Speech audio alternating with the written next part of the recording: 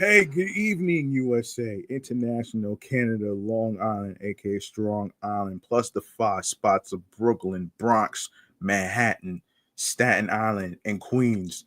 This is your man and homie, G Money Stacks, aka the Gregonator, your host with the most, misunderstood lonely nomad, creator, YouTuber, in the unstoppable independent podcaster, and of course, Queens, New York native who is from the neck of the woods of Laurelton, Queens, New York.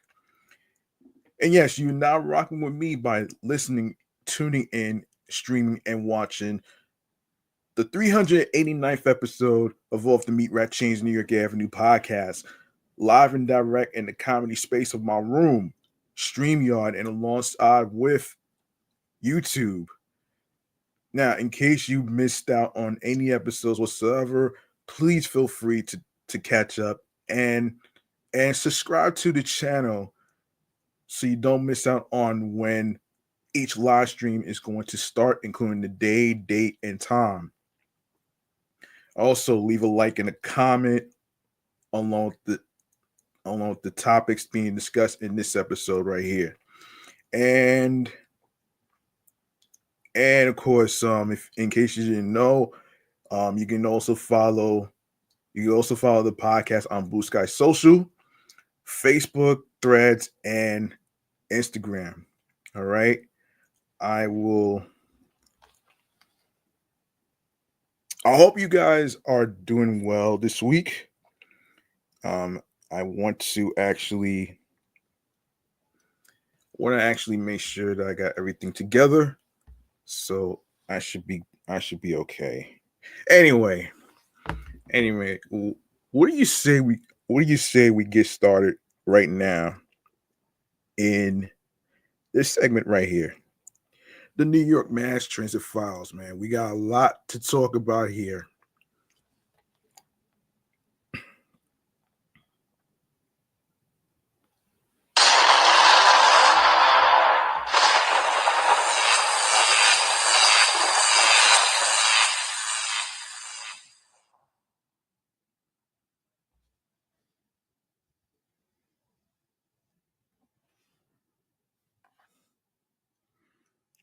Hold on.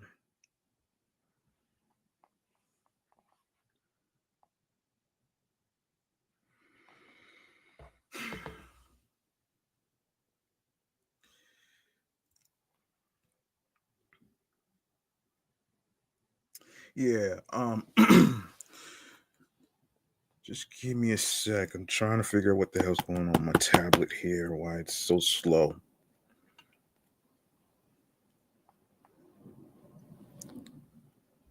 One moment.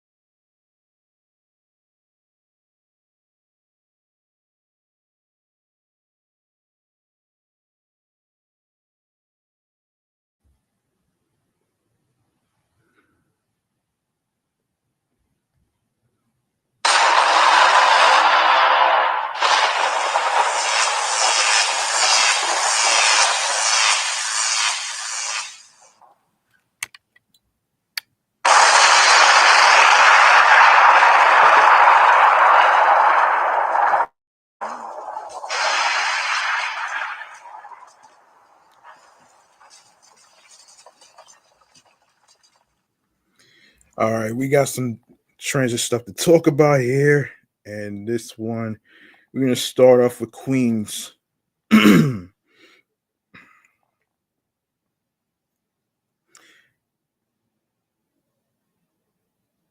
Here's what's happening.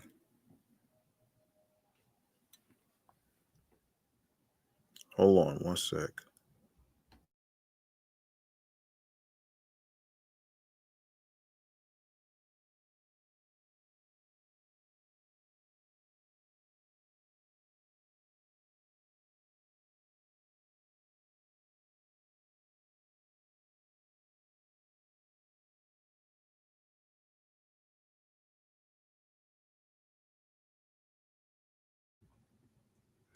All right, so detectives in Queens are on the hunt for the unhinged woman who assaulted a 7-year-old boy and threatened his mother with a knife in a subway station last month.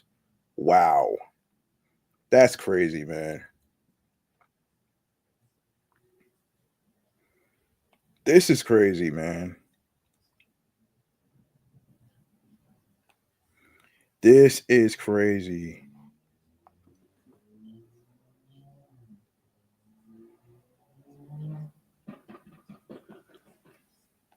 This is the craziest thing I ever heard. A 7-year-old out of all people? Come on, really? Really?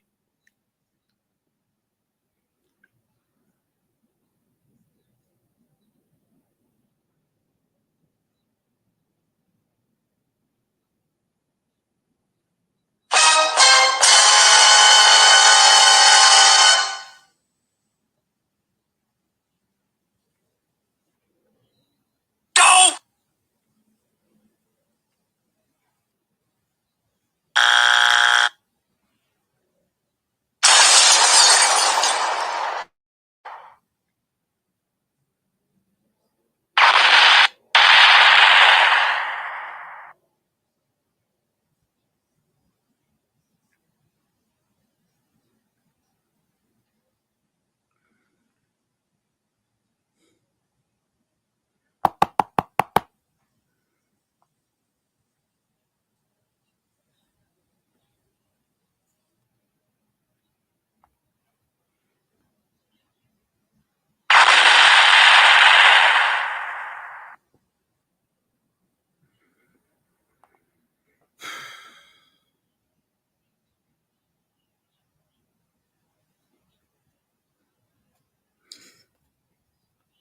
You wonder why people are afraid to take the subway.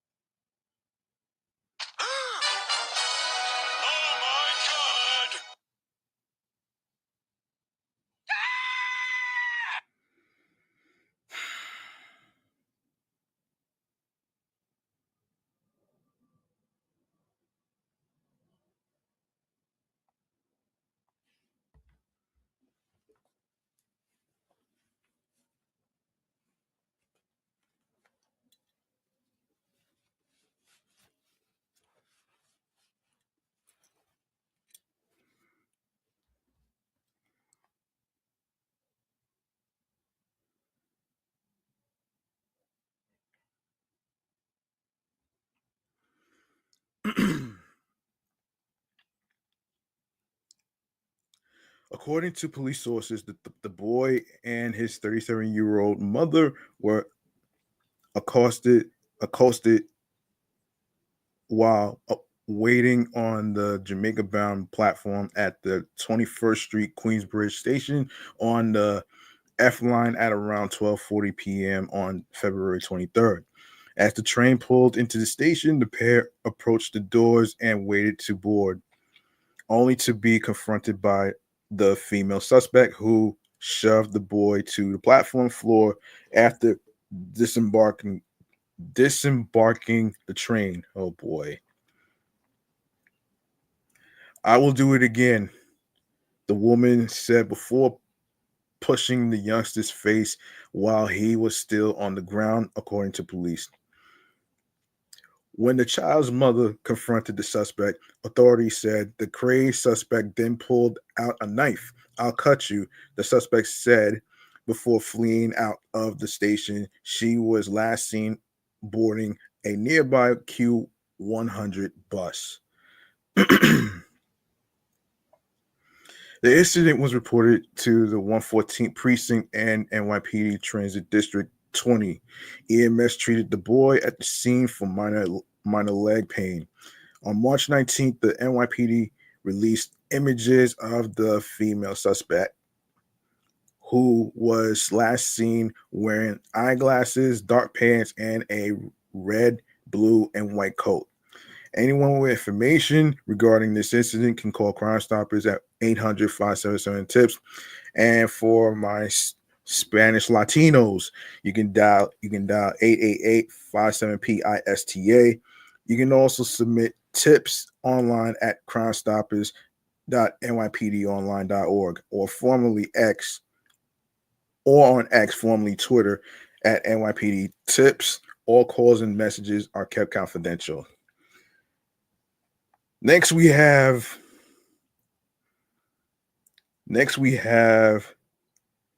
this.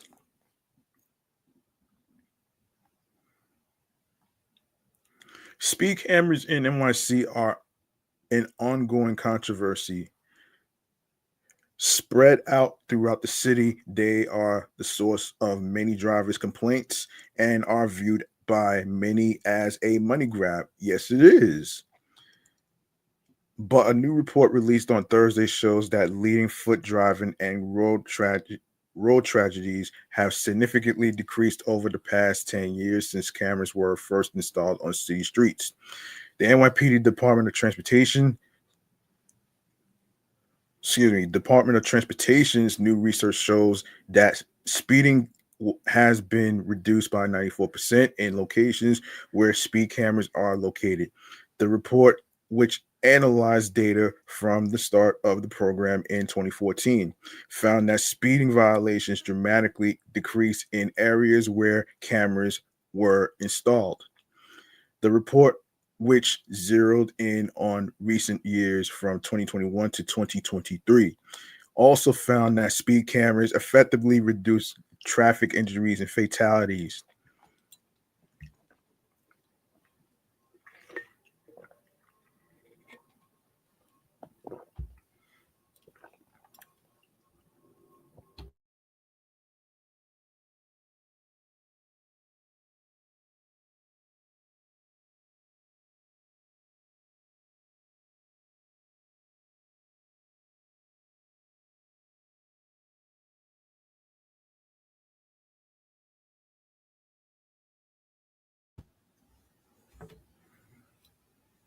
According to the report, streets with cameras installed in 2022 saw 14% fewer injuries and fatalities than locations without cameras. But politics could prevent the speed camera program from continuing. A law in Albany permitting the use of speed cameras throughout New York will expire this year unless the state legislature reauthorize it before June. DOT Commissioner Edonis Rodriguez is urging state lawmakers to take action and greenlight the program. 1 in 4 traffic fatalities involves speeding. Speed cameras are one of the most effective tools we have to change reckless driver behavior and prevent tragedies from happening, Rodriguez said. It isn't a coincidence that locations with speed cameras have seen massive reductions in speeding, fewer death, fewer deaths, and fewer injuries. Speeding, the DOT report noted, is a leading cause of serious crashes. And in fact, speed-related fatalities doubled from 78 deaths over the course of 2018 and 2019 to 148 deaths throughout 2020 and 2021, according to the report. Speeding often goes hand in hand with the reckless driving behaviors, the report noted. Motorists who are speeding are much more likely to run red lights because vehicles traveling faster need need more time and take a longer distance to come to a complete stop. The report reads, thus bypassing the stop cushion of the yellow light. Yeah, I've witnessed crazy drivers running the red lights for years around the time I was working. Yes, it's just some people don't know how to fucking act. That's pretty much what that is. You know what I mean?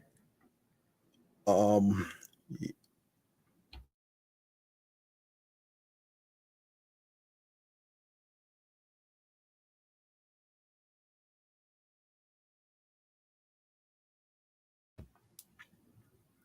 The cameras work, according to Ben Furnaz, executive director of Transportation Alternatives, a vocal transit advocacy group in NYC. New York City's school zone speed camera program is effectively changing behavior and slowing down the vast majority of speeding drivers, he said. But this study shows that there are a small number of egregious res- recidivist super speeders out there who continue to put New York families in danger. This life-saving program should be extended, and Albany should act to slow down this small percentage of who are putting the rest of us on the road at risk by requiring the installation of speed limiters in their vehicles. Bumps in the road for speed cameras, but many opponents questioned the data and highlighted some potential drawbacks to speed cameras. A spokesperson for a Georgia-based law firm, Bader Scott Injury Lawyers, described a scenario called hard braking when drivers stop short to avoid a crash. He added that there could potentially be other problems with speed cameras. One such problem could be speeding in areas where cameras are not located to make up for lost time in the surveillance zones. While speed cameras have been effective in reducing speeds, it's important to consider potential downsides, the spokesperson said. For example, some studies suggest that they may lead to an increase in hard braking incidents, potentially causing rear end collisions.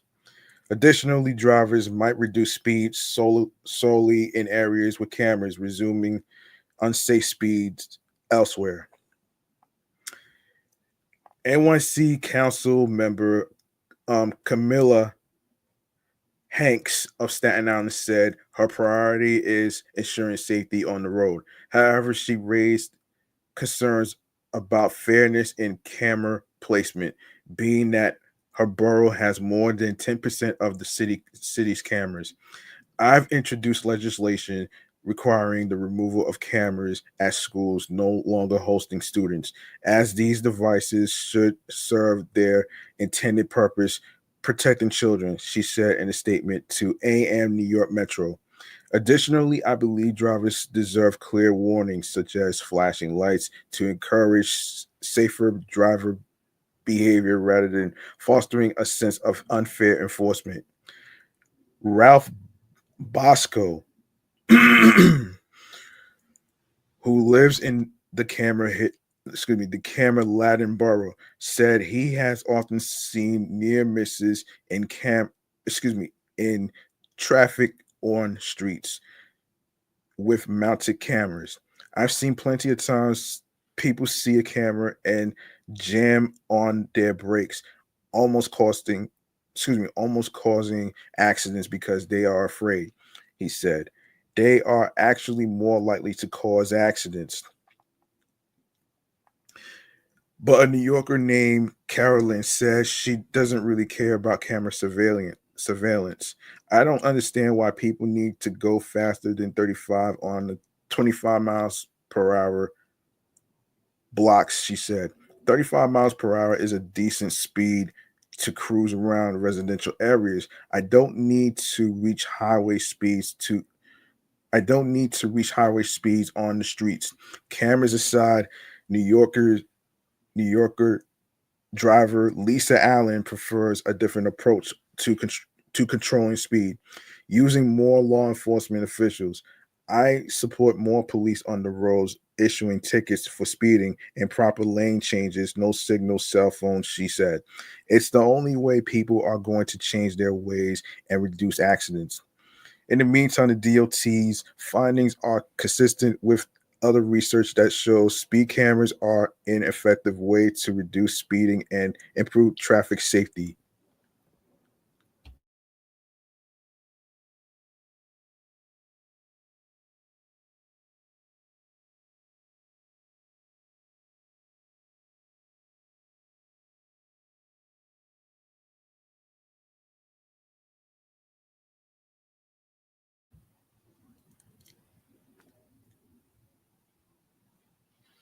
Um,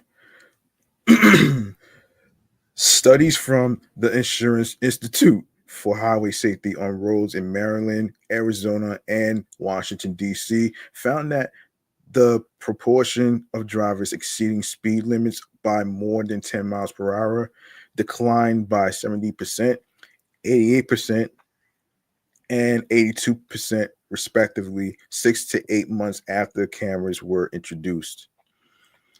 Speed camera fines are $50. New Yorkers can read the full DOT report online at nyc.gov. Hmm. And next we have this. New Yorkers who drive electric vehicles will have more places to juice up their cars as more EV fast charging stations are planned to open soon in NYC.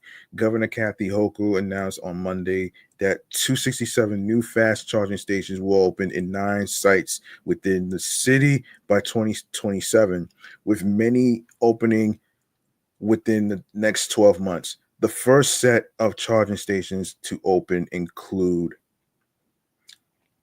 60 charging stalls in Maspeth, Queens, that the governor said will be the largest fast charging station in the Northeast United States. 44 charging stalls near LaGuardia Airport, 24 charging stalls at um, John F. Kennedy, aka JFK Airport, 30 charging stalls in Greenpoint, Brooklyn, 20 charging stalls in the Port Morris section of the Bronx. Um,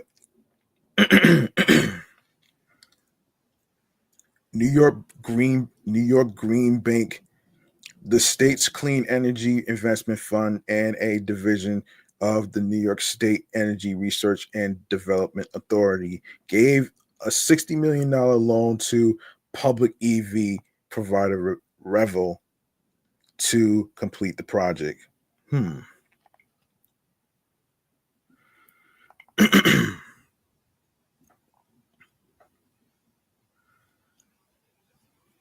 Yeah.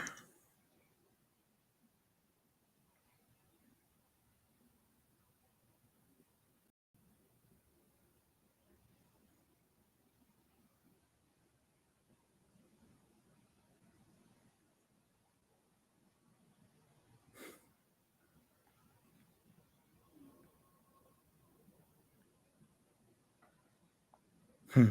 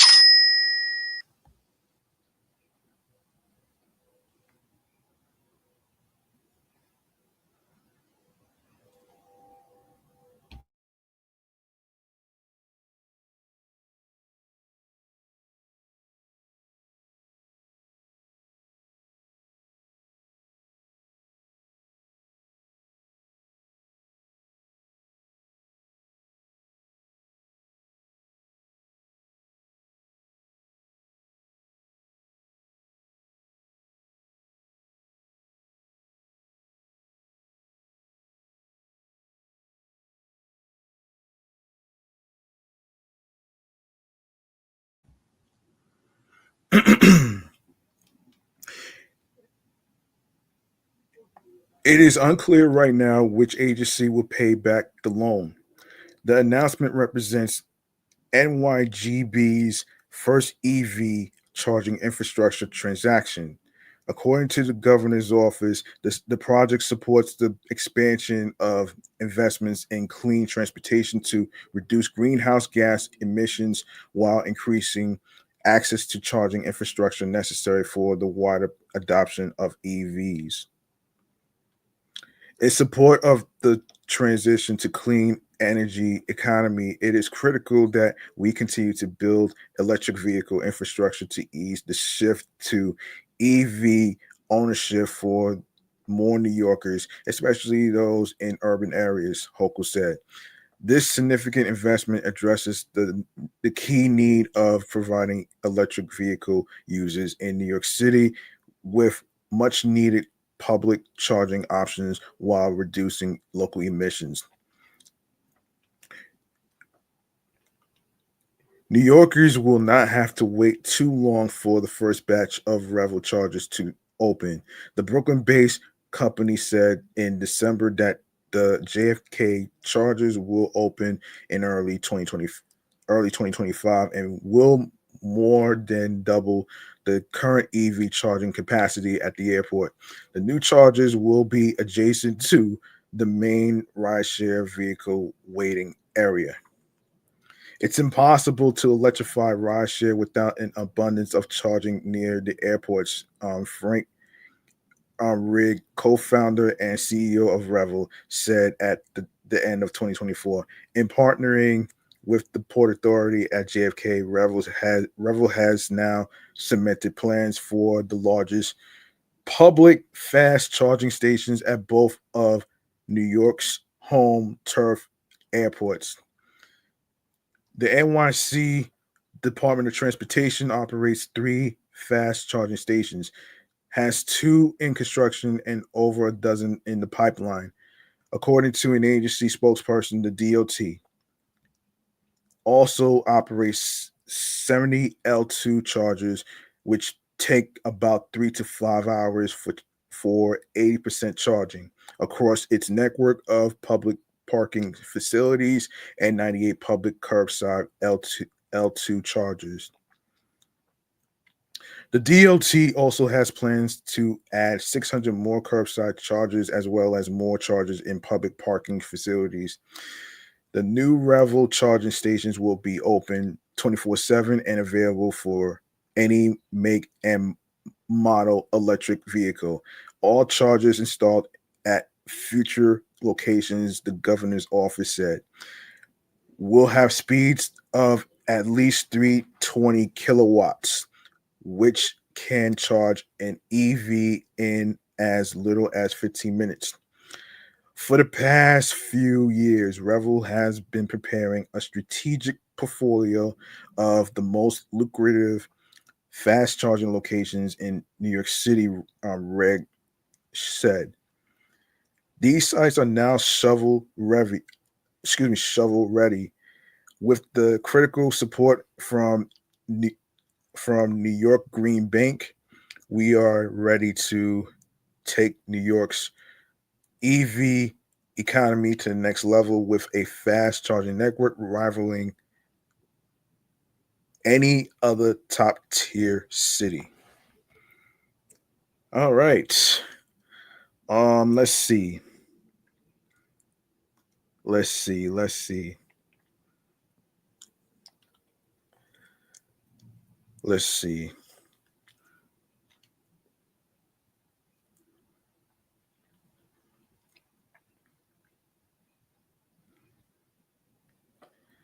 Um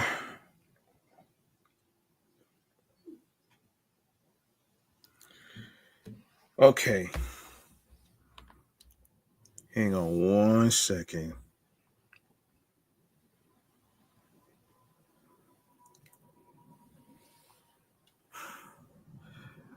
I'll be back.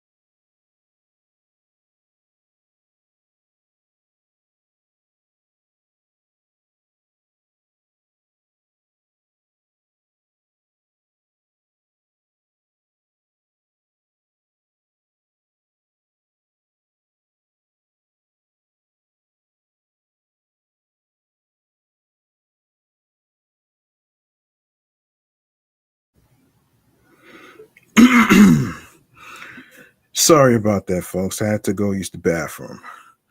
Anyway, all right. Up next, we got some whammy fatalities that we have to actually go through. So let's get into chatting on the jazz.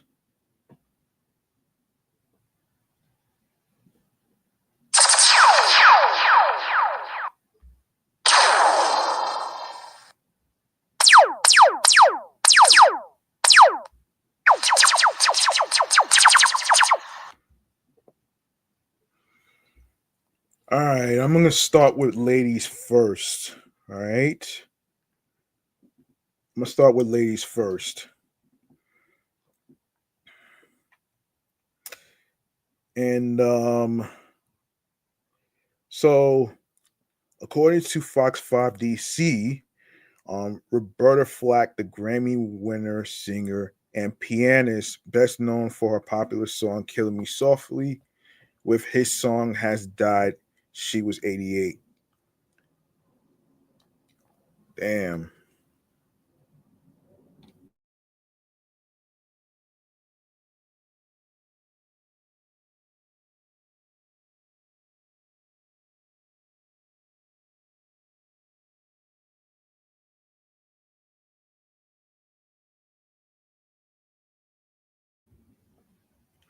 Flack died at home, surrounded by her family, publicist Elaine Schock said in a statement obtained by the Associated Press. In 2022, the entertainer announced she had ALS, commonly known as Lou Gehrig's disease, and could no longer sing. Roberta Flack's DC, Virginia ties. The legendary singer was born in 1937 near Asheville, North Carolina, but her musical roots took hold in Arlington, Virginia. At just 5 years old, she moved to the Green Valley neighborhood, formerly known as Newark,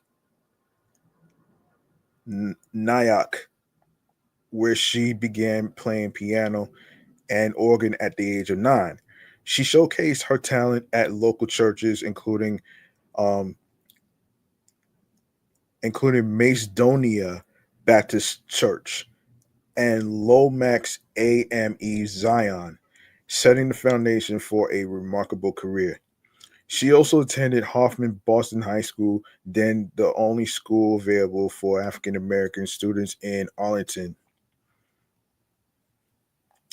Roberta Flack's career backstory. Flack was a classically trained pianist discovered in the late 1960s by jazz musician Les McCann while singing at a DC nightclub. She received a music scholarship at age 15 to attend Howard University. She graduated from Howard in 1958 with a bachelor's degree in music education. Flack's musical journey flourished in Washington, D.C., where she balanced a career as a teacher uh, at Rob Bott and Brown junior high schools while pursuing her passion for performance. By night, she took the stage at venues like the Tivoli Theater and Mr. Henry's. At the Tivoli, she accompanied opera singers as a pianist, but her defining moment came with an unexpected rendition of Jingle Bell Rock. At Mr. Henry's, an experience she later described as her cue that people would listen to her as a singer. Recognizing her undeniable talent, Henry Yaff, the owner of Mr. Henry, became one of her excuse me became one of her earliest supporters. Flat became an overnight star after Clint Eastwood used The First Time I Ever Saw Your Face as the soundtrack for the 1971 film Play Misty for Me. The Associated Press reported the song topped the Billboard pop chart in 1972 and received a Grammy for Record of the Year.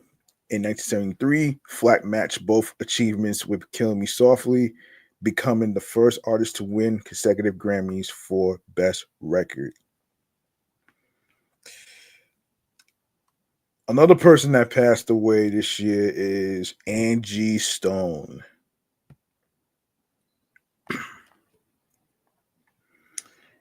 That's crazy.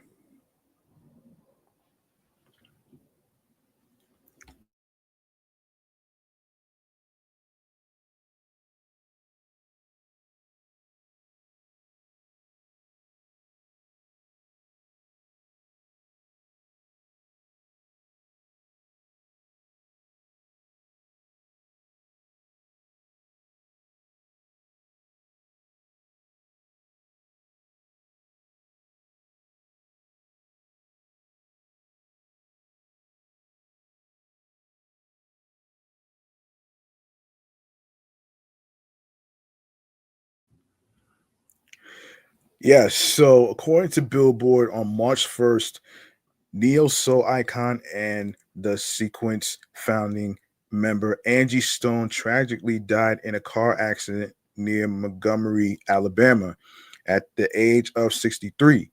With a three-time Grammy-nominated catalog spanning hip hop, neo soul, and southern R&B, Angie Stone amassed three Billboard Hot 100 hits and landed seven titles on the Billboard 200 throughout her career. Hmm.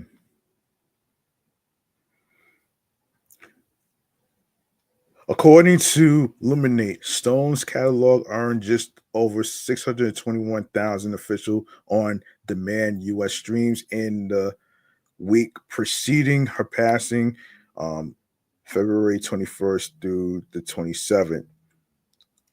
During the week of her passing, February 28th through March 6th, that figure exploded a whopping 1,263% to over 8.4 million official streams. 1999's No More Rain in This Cloud was one of her biggest streamers during the week of her death, collecting 2.1 million official on demand US streams, a 538% boost from the week prior. Meanwhile, 2002's Wish I Didn't Miss You, her most recent Hot 100, um her most recent Hot 100 entry, number 79, rose 1,008% during the week of February 28th through March 6th, collecting 1.4 million official on demand US streams. And 2001's classic Brother, a song and music video honoring and uplifting Black men, experienced one of the biggest streaming boosts in Stone's catalog following her passing. During the week of February 21st to 27th, the song earned just over 42,000 official on-demand US streams. The following week, that figure leaped 2,026% to over 907,000 official streams. Notably, all three songs debuted in the top 5 of the R&B digital song sales chart dated March 15th. No More Rain bowed at number 1, Wish I Didn't Miss You followed at number 2, and Brother managed a number 5 debut. All three songs marked her first entries on this particular ranking, which launched in November 2012.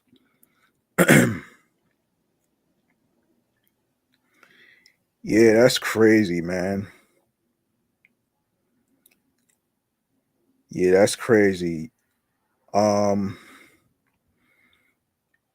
yeah, so and we got more actually. We got more actually. Now let's get to Gene Hackman. Whew, Gene Hackman. Oh boy.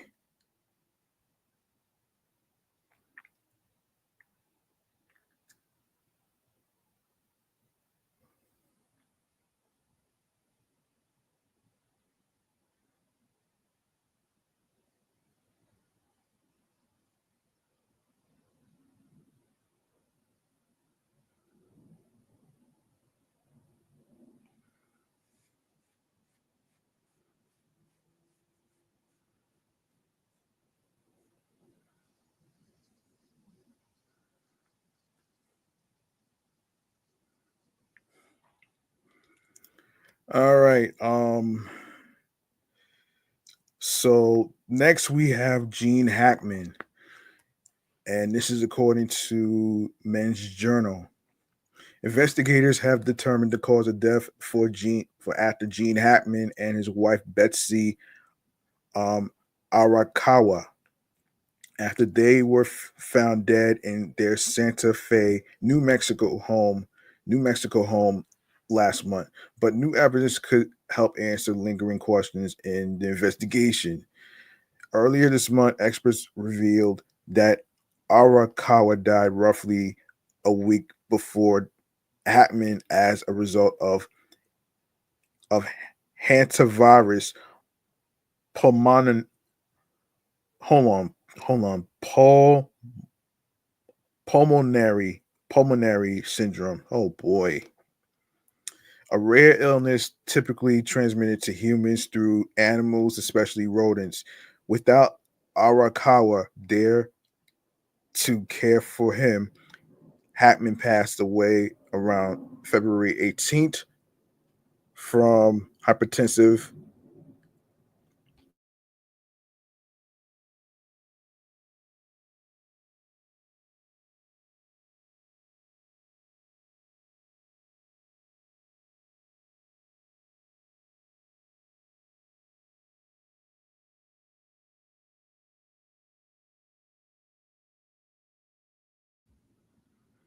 Um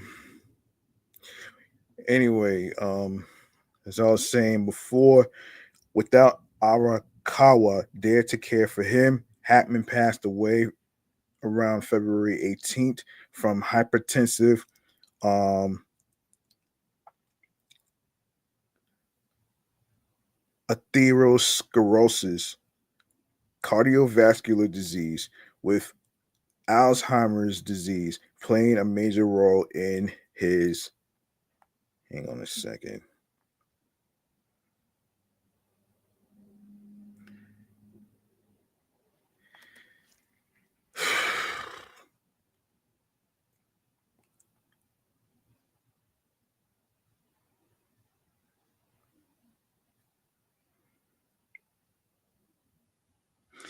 Yeah, without Arakawa there to care for him, Hackman passed away around February 18th from uh, hypertensive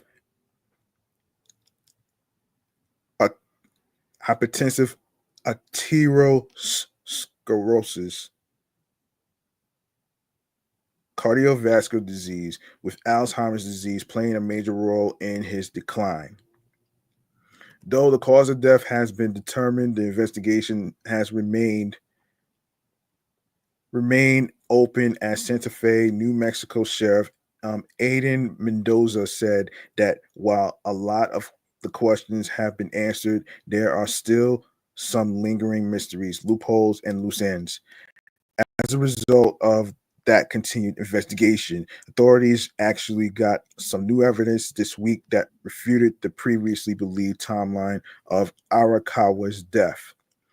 Authorities previously believed that Arakawa died around February 11th, but new evidence revealed on Monday determined that she was actually alive on February 12th, and even called a doctor's office on that day. We can now confirm that Miss Hackman's phone was utilized on the morning of February 12th to call a medical center in Santa Fe. Cloudberry Health, the sheriff's department said. A total of 3 calls were made that morning,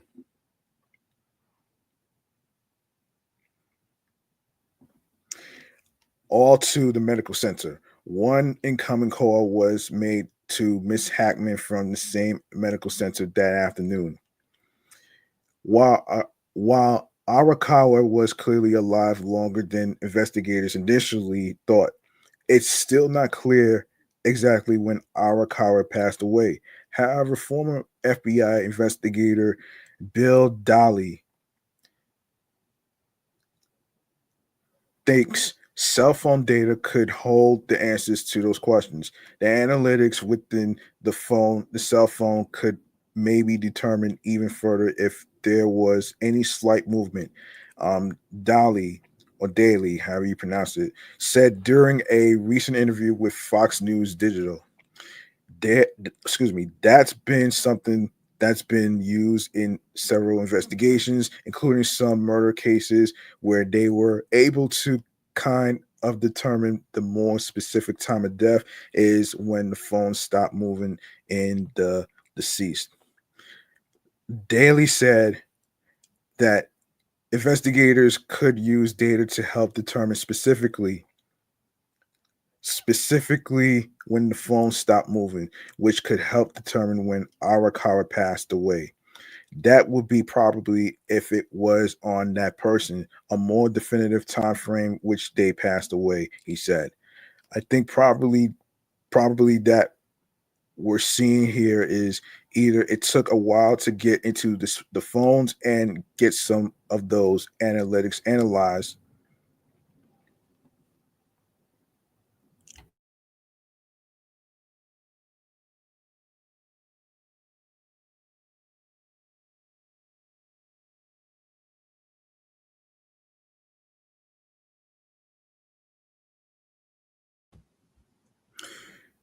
And it also could be the fact that um the pathology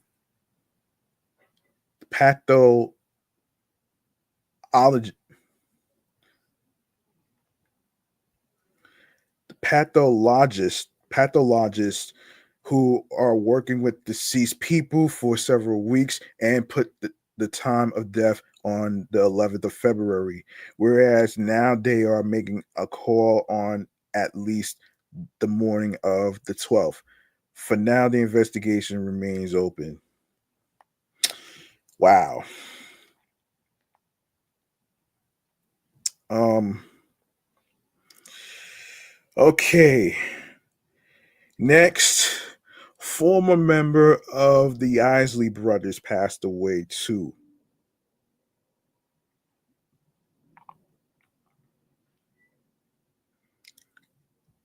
Shit.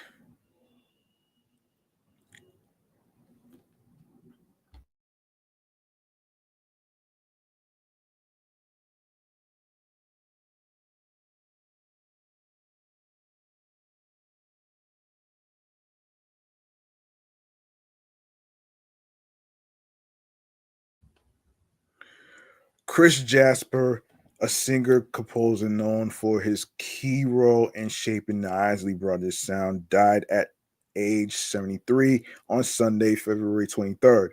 His family confirmed the tragic news on Facebook, revealing that Jasper's death comes just 2 months after being diagnosed with cancer.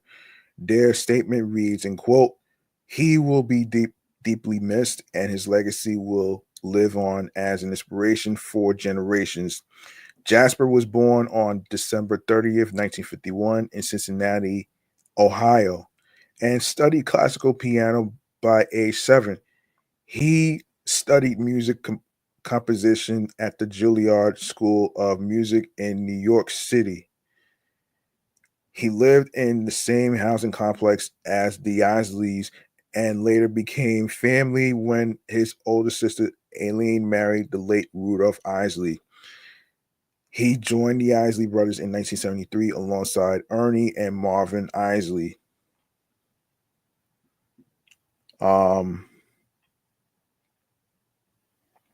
Jasper helped transform the then trio of Ronald O'Kelly and Rudolph into a self-contained six-member R&B funk group. The group's signature sound was cultivated through his songwriting talent and expertise on keyboards and synthesizers. Jasper was instrumental in writing, arranging, and producing several hits, including For the Love of You, Between the Sheets, and Fight the Power. In 1984, Jasper, Ernie, and Marvin formed Isley Jasper Isley and released the hits record Caravan of Love. 2 years later, Jasper went solo and launched Gold City Records, where he released 17 albums, including 4 gospel LPs. His breakout hit Superbad promoted education, literacy, a theme he was passionate about throughout his career, according to his family. Jasper was inducted into the Rock and Roll Hall of Fame with the Isley Brothers in 1992. The group was honored with the Lifetime Achievement Award in 2014, and he was inducted into the Songwriters Hall of Fame in 2022. Brian Michael Cox, Donnie Simpson, and Alex Isley were among those who paid tribute to Jasper on social media. Cox wrote in quote, his contribution to the culture is infinite. Job well done, sir. Isley expressed that he's family forever. Simpson, who described Jasper as a very cool and talented brother, shared footage from his Video Soul episode.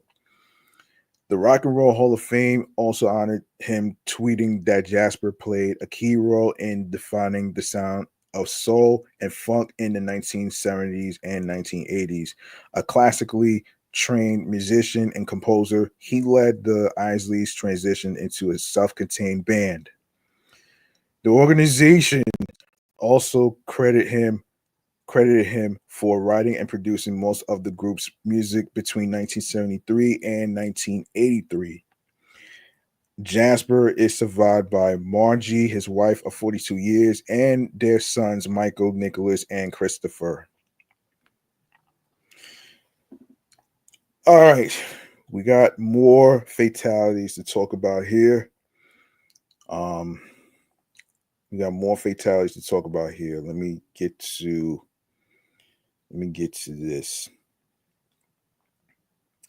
Let me get to this though. Let me get to this though.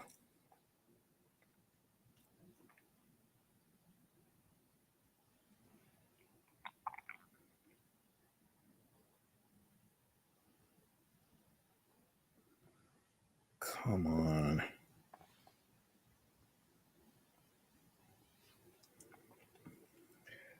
All right. We got another fatality we gotta talk about. According to folks from People, a family is suing alleging their 22-year-old son suffered a fatal brain injury while riding a roller coaster of Six Flags Magic Mountain. On June 23rd, 2022, Christopher Hawley, who had recently graduated from San Diego State University, went to the theme park with his younger brother and cousin, according to a 2024 complaint filed in Los Angeles County Superior Court and obtained by People. That three rode the X2 roller coaster, which was described in the lawsuit as an extremely rough ride that jerked its riders around like rag dolls. According to Magic Mountain's website, the X2 boosts 360 degree rotating seat and head first face down drops, adding that passengers on the ride up can take in the view 200 feet in the air. Oh boy. Christopher was in a row by himself while the other boys sat together behind him, according to the complaint. Upon exiting the ride, Christopher had to hold onto the handrail for support and later said that his head hurt, alleged the complaint. Then he knelt down, slumped onto his side, and lost consciousness.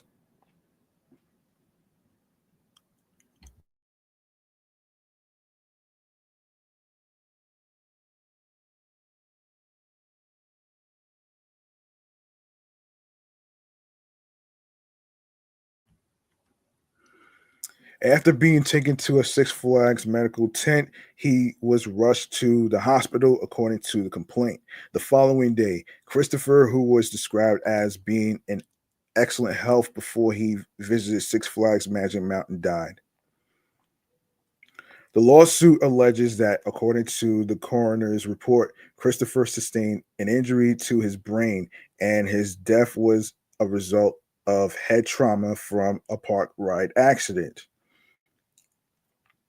Magic Mountain Six Flags Entertainment Corporation and a number of individuals were named as defendants in the complaint, which alleged design defect, failure to warn, and negligence.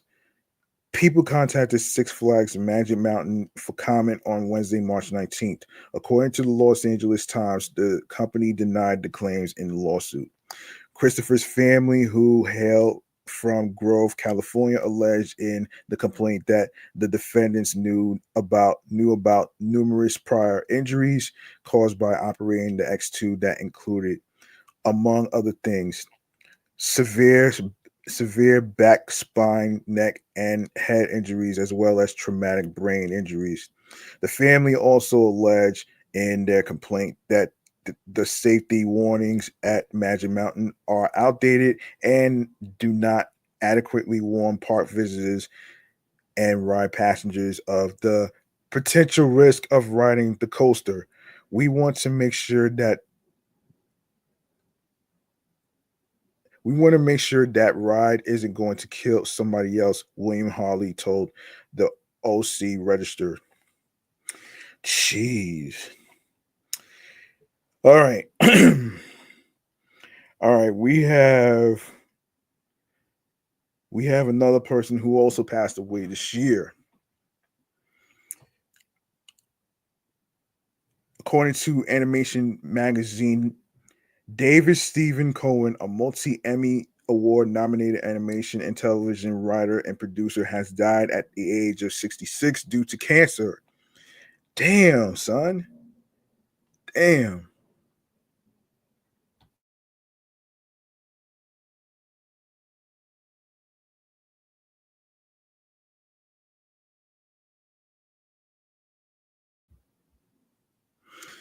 Um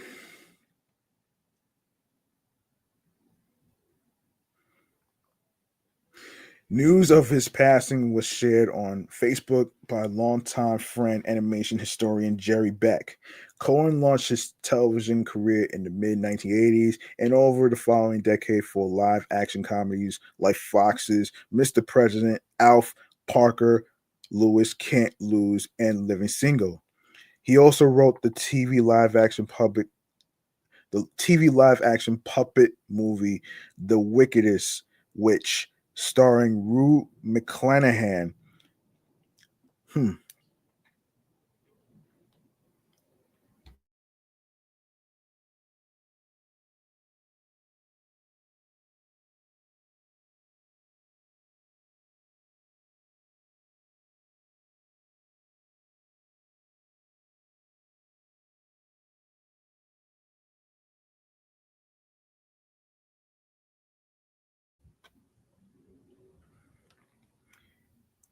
He got his first big animation break with the 1988 animated spin-off Alf Tales, which he wrote and developed with Roger S.H. Shulman. The 1990s saw Cohen transitioning from mostly live action projects to more animation as he wrote for Steven Spielberg's Tiny Toon Adventures, the holiday special A Cool Like That Christmas, and joined forces again with Shulman as part of the screenplay team for Amblin's theatrical animated feature Balto, starring Kevin Bacon, which came out in 1995. At the turn of the millennium, Cohen came on board John Dilworth's Cartoon Network hit Courage the Cowardly Dog, which ran from 1999 to 2002. Cohen served as a writer, then staff writer, then head writer on the popular series. The show centers on an easily spooked pup who lives in the middle of nowhere in an old farmhouse that is somehow a frequent stop for sinister characters of all kinds, leaving it up to Courage to protect his oblivious elderly owners. Of course, the series is available to stream for Max subscribers and to purchase on Prime Video. After 4 seasons of Courage, Cohen contributed episodes to kids and preschool tunes, including Kenny the Shark, Viva Viva Pinata, Author, Peg plus Cat, Little People, Space Racers, and Treasure Trekkers. Over the course of his career, Cohen was recognized with 2 shared Primetime Emmy Award nominations for Outstanding Children's Program for the puppet show The Wobbleless World of Dr. Seuss. In the 2010s, he was part of the Daytime Emmy nominated writing team of Author and shared a win for outstanding writing in a preschool animated program for Peg plus Cat. In 1988, he won the WGA Award for Children's Script for the Seuss inspired series for the episode The Song of the Zuppel Wump.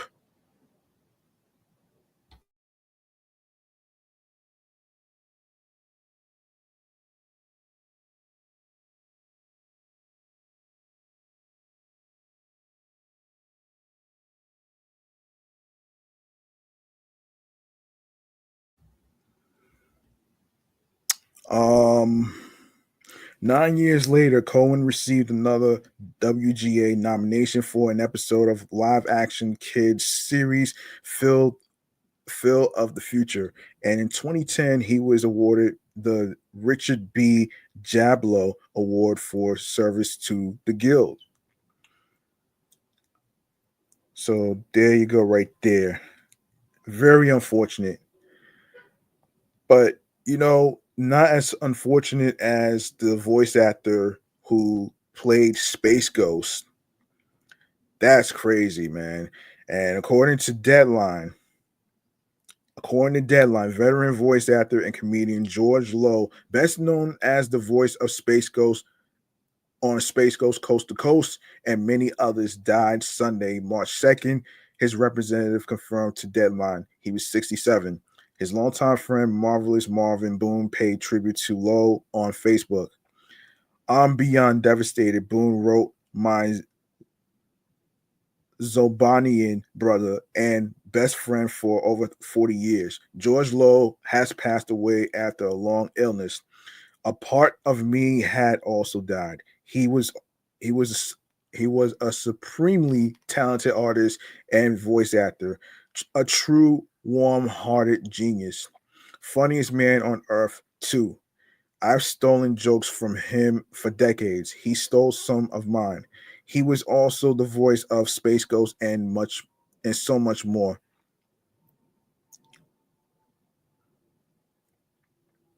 Born in Dunedin, Florida. Not familiar with that area.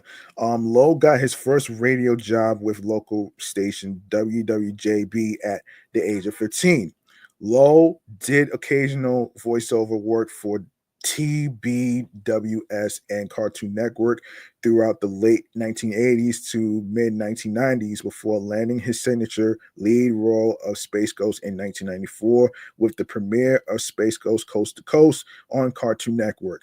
The show, for those of you who may not know, it is the show of a parody of talk shows that featured live action celebrity guests, hosted by the Hanna Barbera character Space Ghost, which ran from 1994 to 1999 on Cartoon Network. It was revived in 2001, airing on Adult Swim's late night programming block until 2004. Lowe also voiced Space Ghost in the Space Ghost Coast to Coast spin-offs Cartoon Planet, as well as Aqua Teen Hunger Force, um, Col- colon movie film for theaters, The Brack Show, where he also was a series regular as the voice of Dad and Robot Chicken, among others. He most recently voiced Space Ghost in a February 2024 episode of Max's Jellystone. You can hear Lowe's voice of Space Ghost in deep conversations with talking heads David Byrne, which aired on Adult Swim below. Yeah, you could check that out. You could check that. You could check out Adult Swim's. You can check out Adult Swim's YouTube channel page. Hang on a second.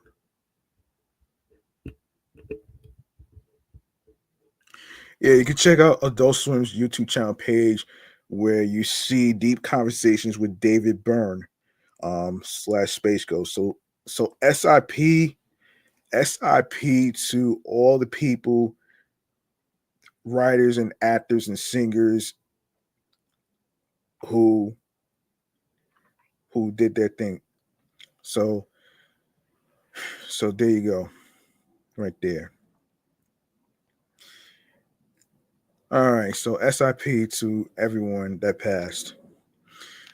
All right, so let's get into this one right here, man. Now, this one right here was a little alarming to me when I saw this phrase serial entrepreneur. Normally when you hear the word serial, it reminds me of serial killers and serial predators. You know what I mean? But for those of you who may not know know what a serial entrepreneur is, so the term entrepreneur is essentially synonymous with being a business owner. However, a serial entrepreneur takes things to the next level. Excuse me.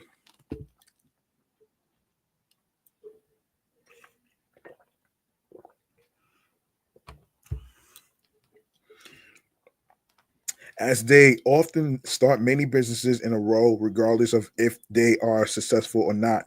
Some highly successful business people are entrepreneurs like Elon Musk. Startups organized by serial entrepreneurs are also generally regarded as attractive opportunities by knowledgeable venture investors. Oh boy. So that's so what is a serial entrepreneur? It's not uncommon for people to start a business, experience failure, and then try again. A serial entrepreneur is generally seen as a different sort, though, as they often have a track record of starting successful enterprises. Serial entrepreneurs start several businesses, one after another, rather than beginning one venture and staying focused on it for many years. Like a more typical entrepreneur, they may also sell their businesses after they reach a certain level of maturity. They may retain ownership while delegating day to day managerial responsibilities to other people. Or if the business is underperforming, they may close it down and move on to the next idea. There is no standard number of businesses that someone has to start to be considered a serial entrepreneur, but three may be a minimum. Nor do the businesses have to succeed or produce profits. However, most people regarded as serial entrepreneurs have at least a couple of significant and enduring successes to their credit. Pros and cons of being a serial entrepreneur. While each startup has unique characteristics, the process of beginning a new business does have some steps that are common to most, if not all, entrepreneurial ventures. Serial entrepreneurs learn from experience, sometimes the hard way by making mistakes. How to get an idea for a business in motion and off the ground.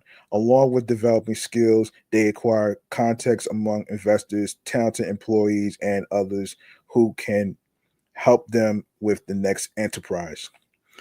Venture capital investors have expressed a preference for backing companies founded by serial entrepreneurs because of the value the experienced startup leaders bring. This preference isn't only for serial entrepreneurs whose past startups have all been successes. Failure can be good. Failure can be a good teacher. No, I don't know about that one.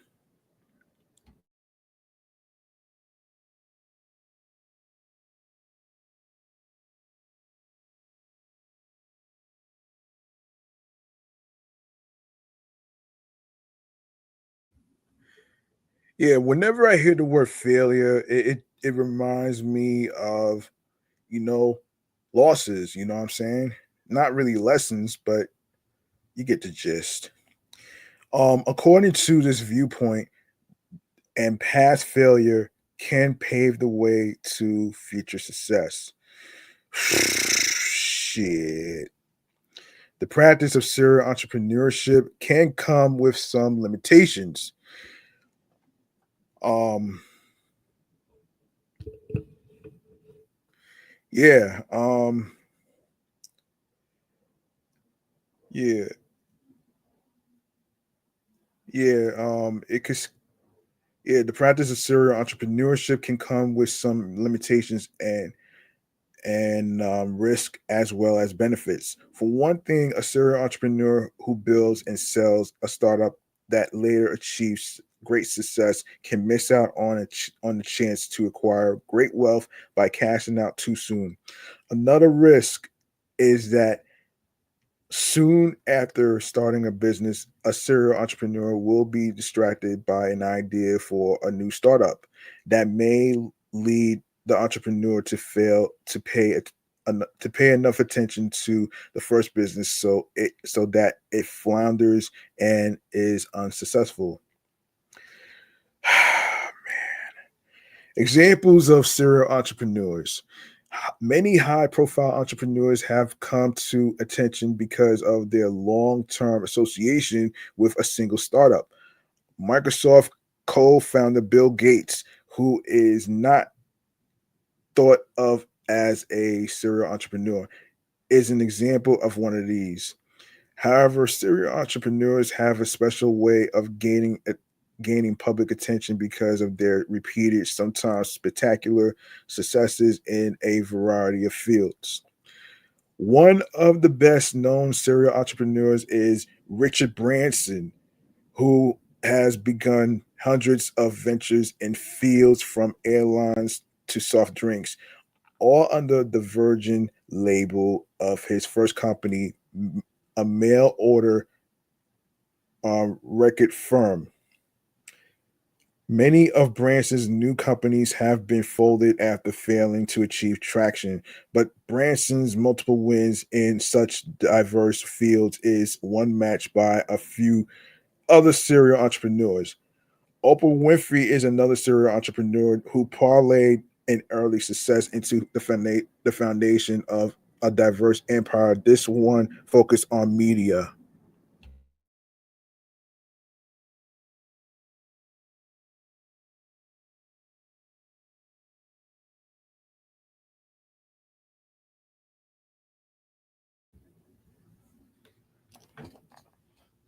Winfrey has started prominent players in television production, cable television, and magazine publishing. A more arrival to no, excuse me, a more recent arrival to the scene. Elon Musk began as a web software entrepreneur, moved to online financial services, and has since been upending industries from tunnel construction to space transport. However, he joined Tesla, the electric car company that may be his most prominent venture after it was founded. Bottom line, serial entrepreneurs go from one idea for a new business to the next, starting companies and then selling, closing, or delegating them to others to manage. While their track record may not be one of perfect repeated success, their their hard-won experience and demonstrated diligence makes serial entrepreneurs attractive to some new venture investors.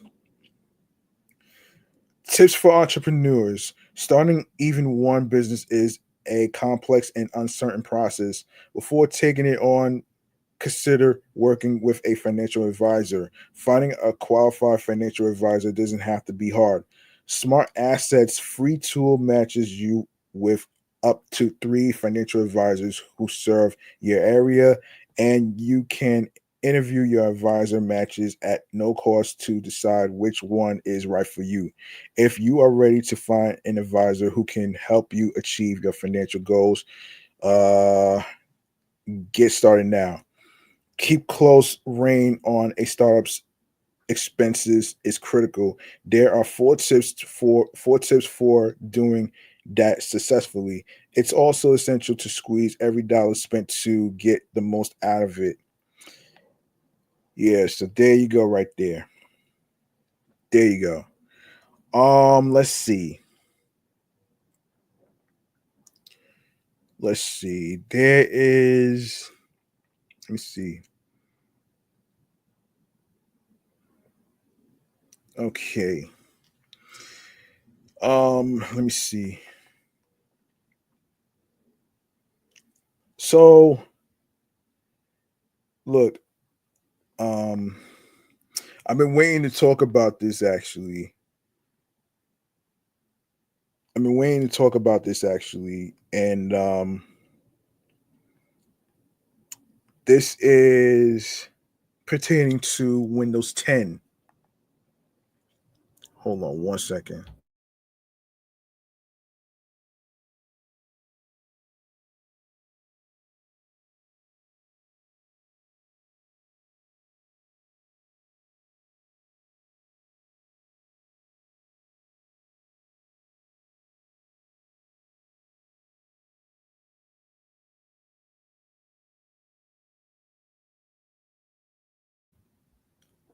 Yeah, so next we gotta talk about Windows 10, and I got some bad news for Dell users. So a complete guide to Windows 10 end of support. We've got important news for your Windows devices. Starting October 14th, 2025, Windows will no longer receive support updates or free software updates. Move to Windows 11 for enhanced security, better productivity, and access to the latest features. And guess what? Moving to Windows 11 is easier than ever. Experience better performance, battery life that lasts, and faster web browsing.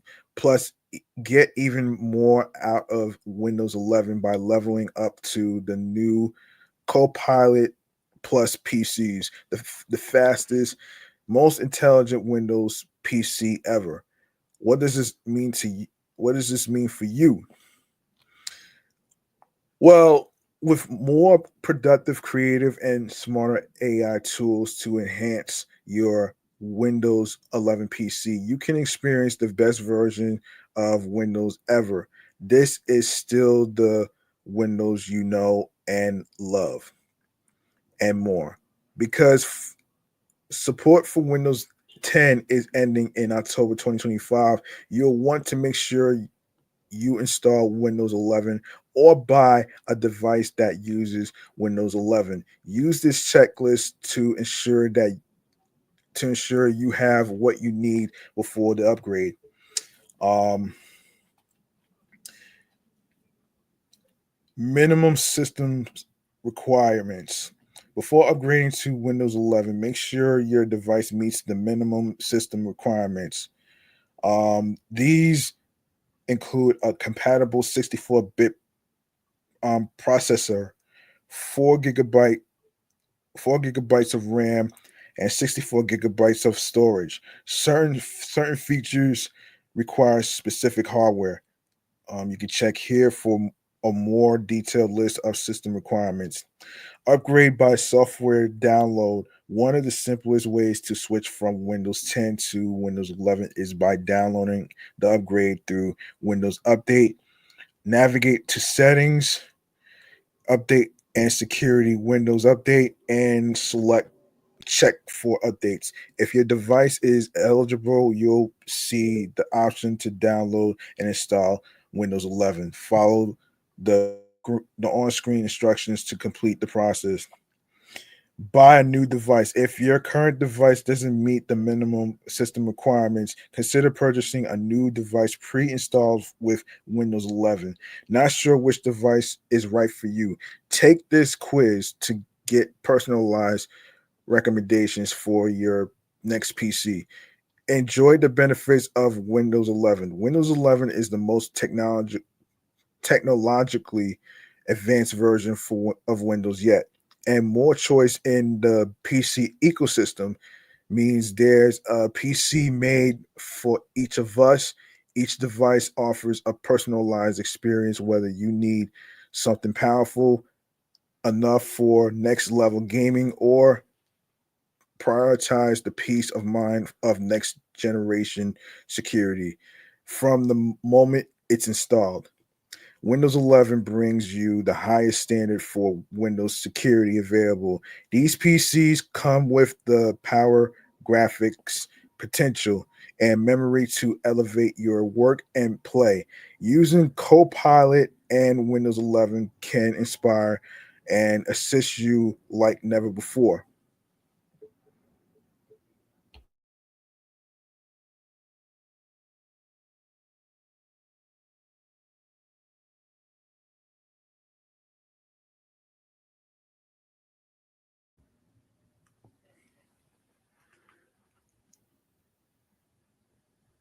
From the conference room to the canvas, whether you use your device for gaming, business, or anything in between, your Windows 11 PC has the battery life to last wherever you go, wherever you do, whatever you do.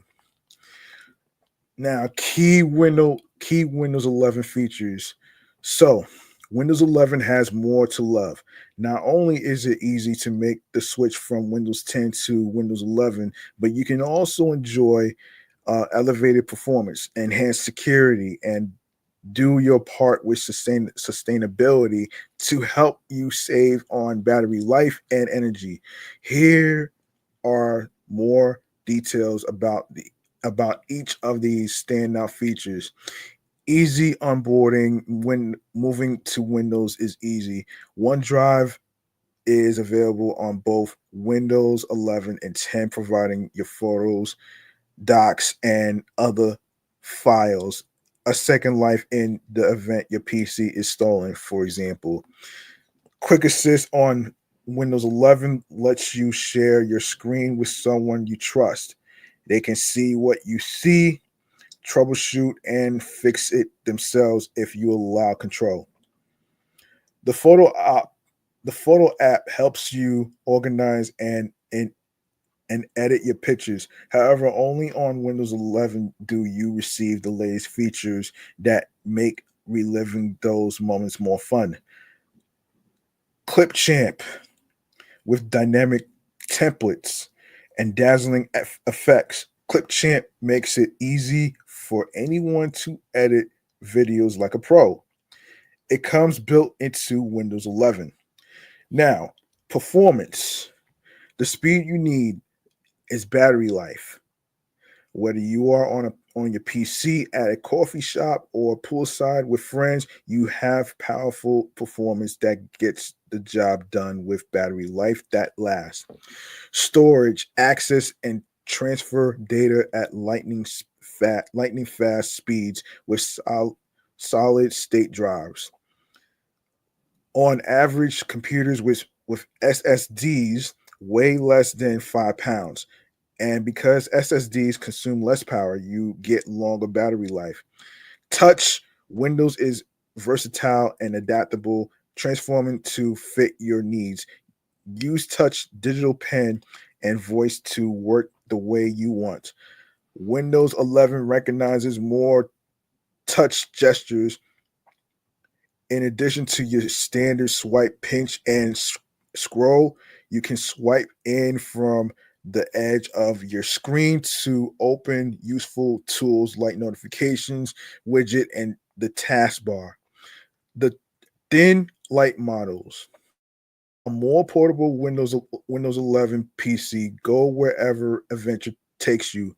Choose from a variety of devices that best fit your lifestyle.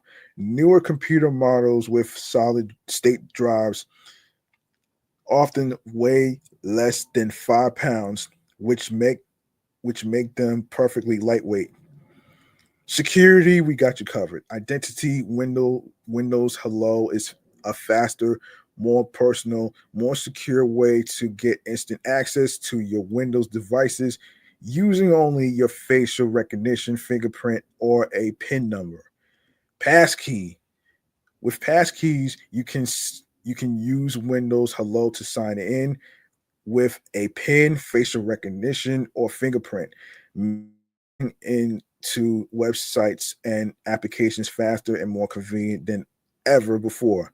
Smart app control adds significant protection from new and emerging threats by blocking apps that are malicious or it works alongside your other security software such as Microsoft Defender or non-Microsoft antivirus tools for added protection.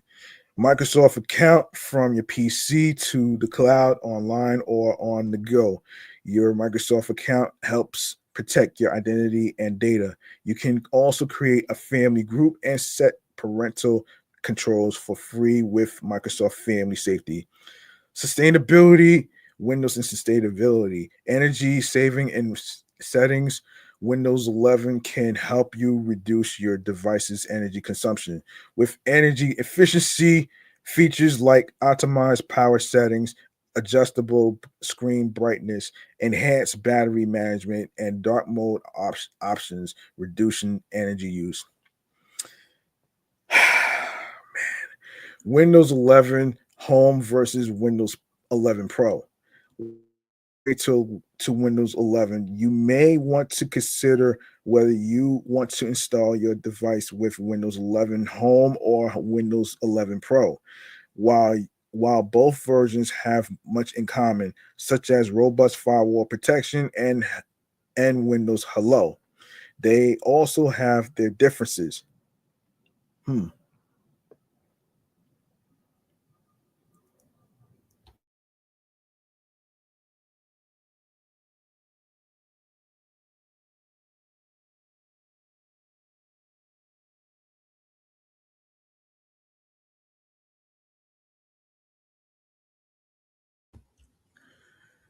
For most users, Windows 11 Home has everything that you might need for everyday use, school, and gaming.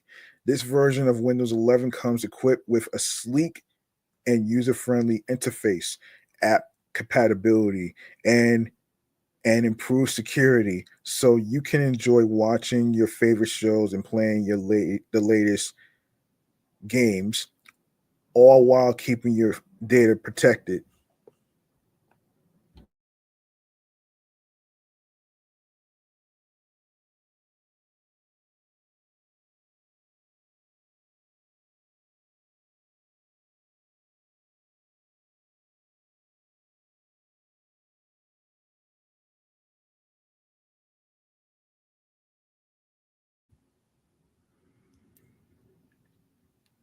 If you are a professional looking for a system to manage multiple PCs in a business environment, Windows 11 Pro has everything you might need. Not only does it come equipped with enhanced security features such as BitLocker, encryption, and Windows information protection, it also offers management features such as group policy management and remote desktop, making it a powerful and versatile operating system for your business. More is possible with its faster performance, improved security, sustainability features, and easy onboarding. Windows 11 improves upon Windows 10 and is designed to meet your needs for work, gaming, and casual surfing. Whether you are looking for a better way to enjoy gaming or a more secure system for your business, Windows 11 caters to all these needs and more. Upgrade to Windows 11 and see for yourself that more is possible. All right, so there you go, right there, man. Of course, make sure you upgrade your laptops. Make sure you upgrade your laptops to a different laptop. Make sure you get a new one that comes with Windows 11. I'm probably gonna do the same. I'm probably gonna do the same for myself too. So don't forget to upgrade your laptops. All right.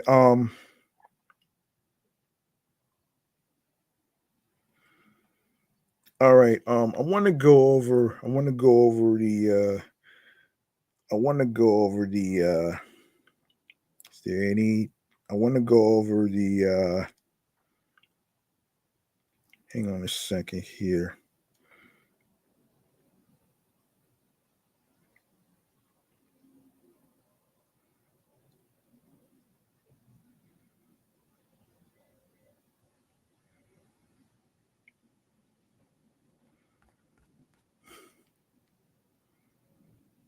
Hold on one second.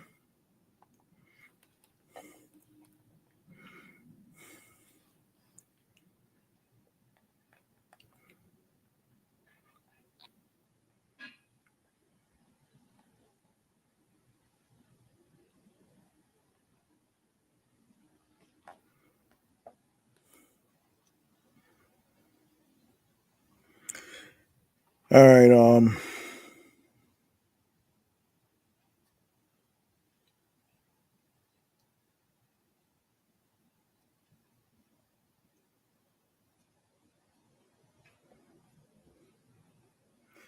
Okay.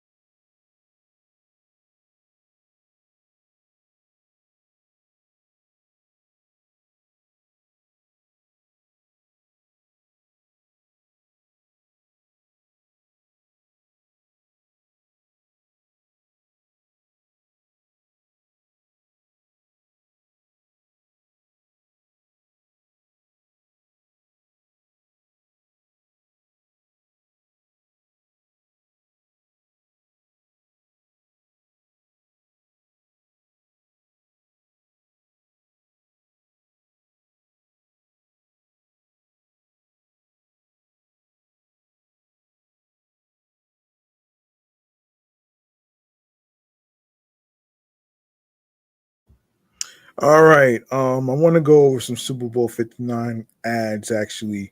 Now that Super Bowl 59 is in the books, according to CNBC. Reigning champion Kansas City Chiefs took on the Philadelphia Eagles in New Orleans, but fell short of the three-peat. The Eagles claimed the Lombardi Trophy for the second time in franchise history with a final score of 40-22. This year's game was broadcast by Fox and streamed on its free ad-supported streaming service Tubi. Fox sold out of ad spots for the broadcast back in the fall, and more than 10 spots went for $8 million apiece. CNBC previously reported a handful of brands like Nike, Dunkin' Donuts, and water company Circle made a splash during the big game. Of course, obviously, um, the Super Bowl and live sports in general still generates massive audiences for media companies. Last year's matchup aired on Paramount, CBS, and Paramount Plus, garnered a record audience of more than 123 million viewers, according to ratings firm Nielsen.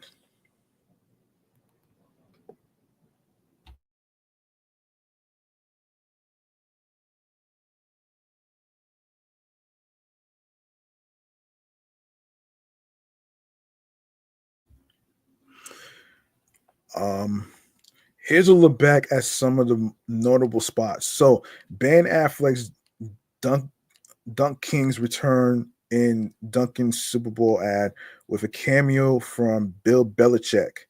Barry Keoghan hawks Squarespace while riding a donkey. Oh gosh. Oh shit. Oh man.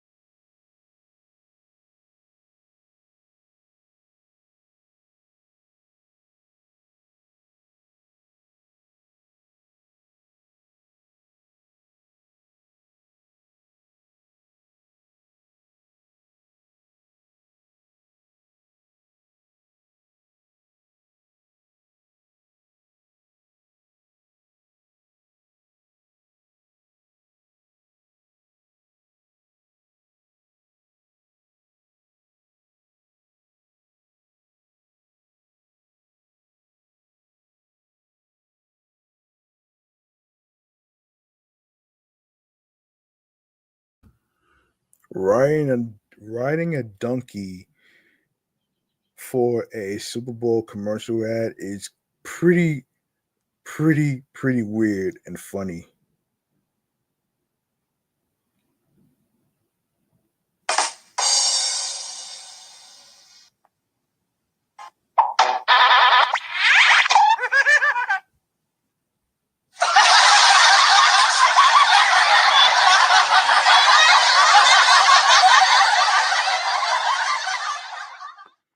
Yeah, so we got Water Brand Circle debuts ad at the Super Bowl. Okay,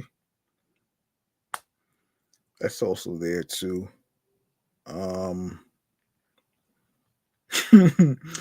oh man, this is too much, man. Um, this is crazy. Anyway, um,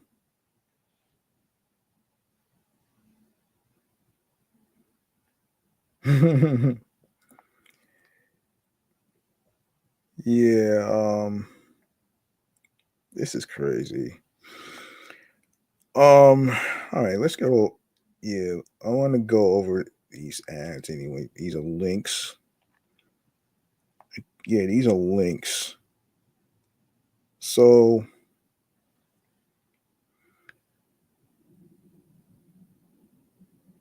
okay,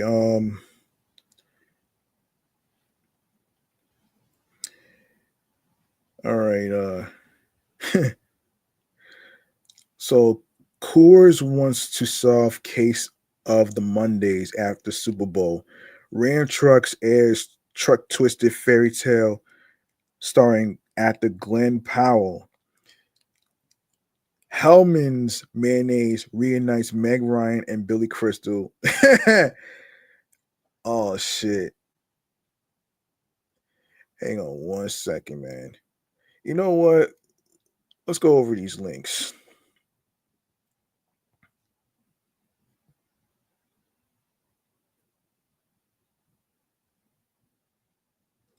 This is crazy. Wait. Hold on a second. There's a couple. There's a couple things actually. Oh boy. So this is it. All right. There's so many. There's so many. I'm not gonna be able to get to all of it, but um, there's so many. I'm not gonna be able to get to all of it. Let me see.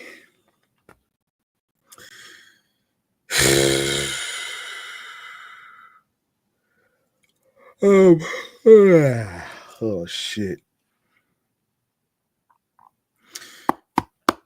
Um,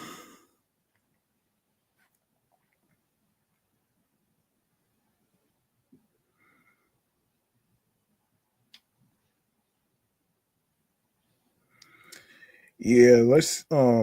I'm gonna go through all this stuff, man.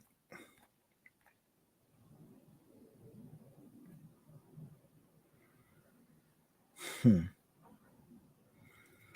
Yeah, so there's Ben Affleck's Dunk King's return in in Duncan's Super Bowl ad with a cameo of Bill Belichick. Oh boy.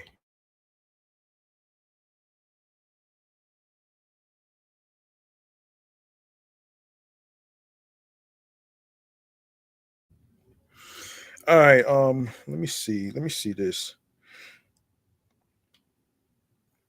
So, in case you hold on a second, in case you missed it, we did. Yahoo snagged a 15-second spot during the Super Bowl broadcast in which it set actor Bill Murray up with an email address to get some help. According to Yahoo, the email address got nearly 150,000 messages in the first 2 hours after the ad aired. And let's see. Um, Rewards app Fetch is giving away $1.2 million via live stream during the final 2 minutes of the Super Bowl. The company said it will dole out $10,000 to 120 winners, one for every second of the remaining 2 minute of regulation game time with the Fetch app. Yeah, I don't know about that one right there. I don't know about that one right there. Anyway, so let's see. Totino's Pizza Rolls ends the saga of two suburban dads played by actors Tim Robinson and Sam Richardson, and the alien Chasmo in a spoof of E.T. Chasmo thanks Robinson and Richardson for sharing their pizza rolls before he heads back to his home planet, but his spaceship malfunctions, crushing and killing him before he can even depart Earth. Oh boy. Yeah. Let's see. The Muppets take center stage in Booking.com's fourth consecutive Super Bowl ad. The spot focuses on the company's app, which features smart filters, verified reviews, and an AI trip planner. Kermit, Miss Piggy, Animal Gonzo, and the grumpy duel of Statlers and uh, Waldorf all make appearances to showcase different elements of Booking.com's Something for Everyone campaign. Yeah. Let's see. Can't believe this shit. Oh my gosh. Okay. After Harrison Ford touts Jeep and Americana while taking a dig at another Detroit automaker during um Stellantis second Super Bowl ad. The in the 2 minute spot, the iconic Star Wars actor discusses freedom, heroes, and people writing their own stories in life because there is no owner's manual, which is the title of the ad. As Ford discusses the philosophical life topics, several Jeep models can be seen driving and off-roading, including one that passes a Ford Bronco SUV, a newer competitor to the Jeep Wrangler SUV, while the actor talks about inspiring others. The Wrangler passing the Bronco is one of two references of the Jeep rival. The other comes from the actor at the end of the ad. Choose what makes you happy. My friends, my family, my work make me happy. Even though my name is Ford, that's my owner's manual. Get out there, write your own. Stellantis said the ad was created in house with Ford and Oscar nominated director James Mangold. It was produced by Santa Monica, California based Minted Content. Oh boy. Um, Let's see.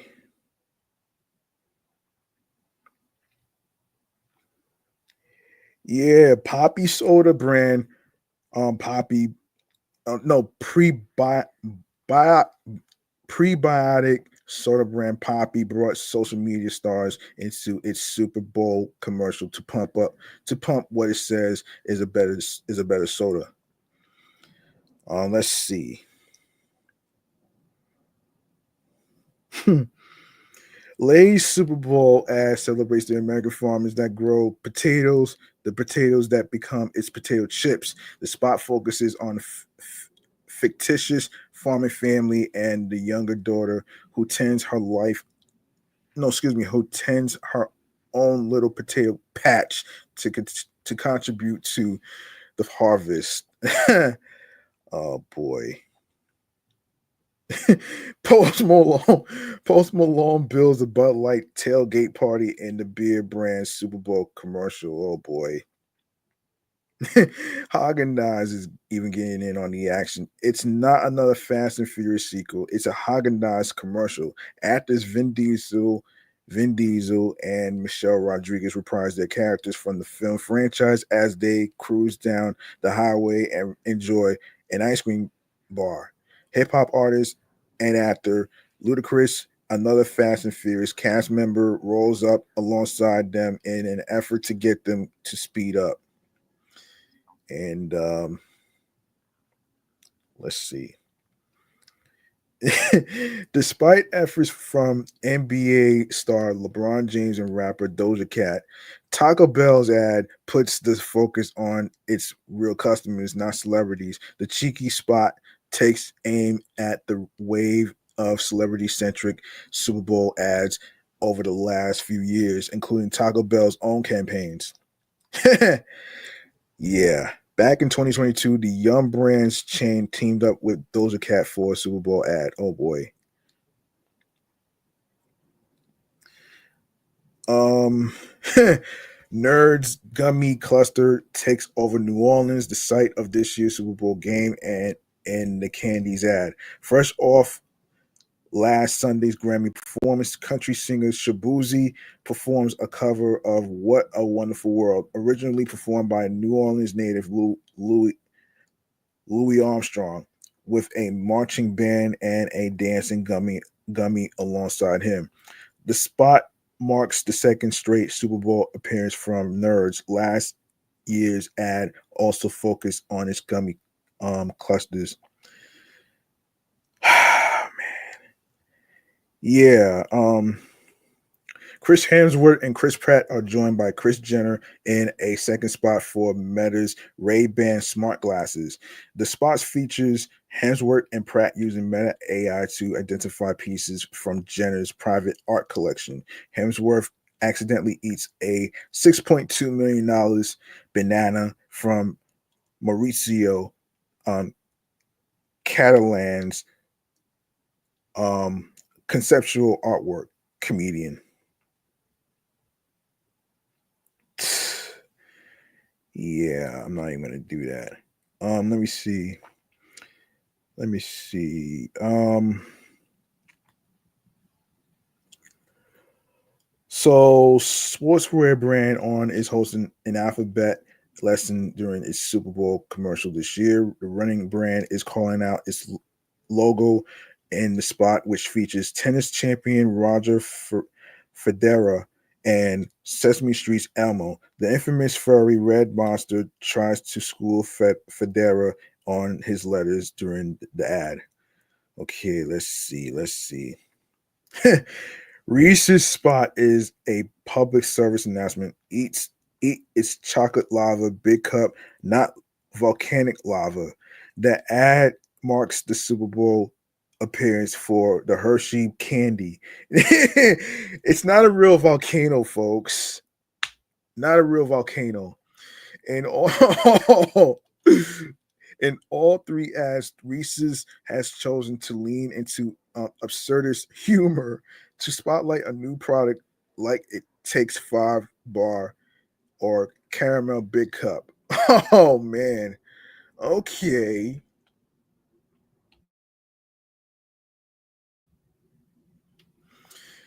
For the first time in nearly 3 decades, Nike has a Super Bowl ad.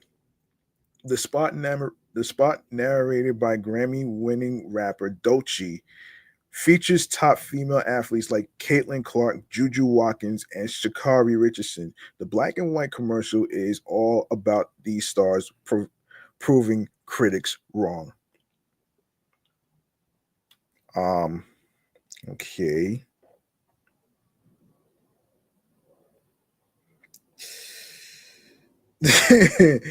Budweiser Clydesdale Fold makes its first delivery in the Anheuser Busch InBev brand spot. The ad marks the 50th anniversary of Budweiser advertising in the Super Bowl. Its iconic Clydesdale horses became a signature of its advertising 11 years later, making their debut during Super Bowl 20 in 1986. While Pringles spot includes a number of celebrities, the mustache is really the star. In the ad, after Adam Brody blows into an empty Pringles can on the urging of musti- mustachio mustachioed mascot Mr. P. that call summons mustaches from actor Nick Offerman, NBA star James Harden, Kansas City Chiefs coach Andy Reid, and Mr. Potato Head. Mr. Potato Head, along with new cans of Pringles. Oh wow. Let's see. This commercial I've seen a lot lately. Automaker Stellantis created a unique take on the classic children's fairy tale Goldilocks and the Three Bears to promote its Ram Trucks brand. The spot stars Twisters and Top Gun Maverick actor Glenn Powell, along with long blonde hair. Powell plays a rugged, woodsy dude who fights a dragon, uses chainsaws for wood carving, and then jumps one of the three pickup trucks featured in the ad over the at the volcano.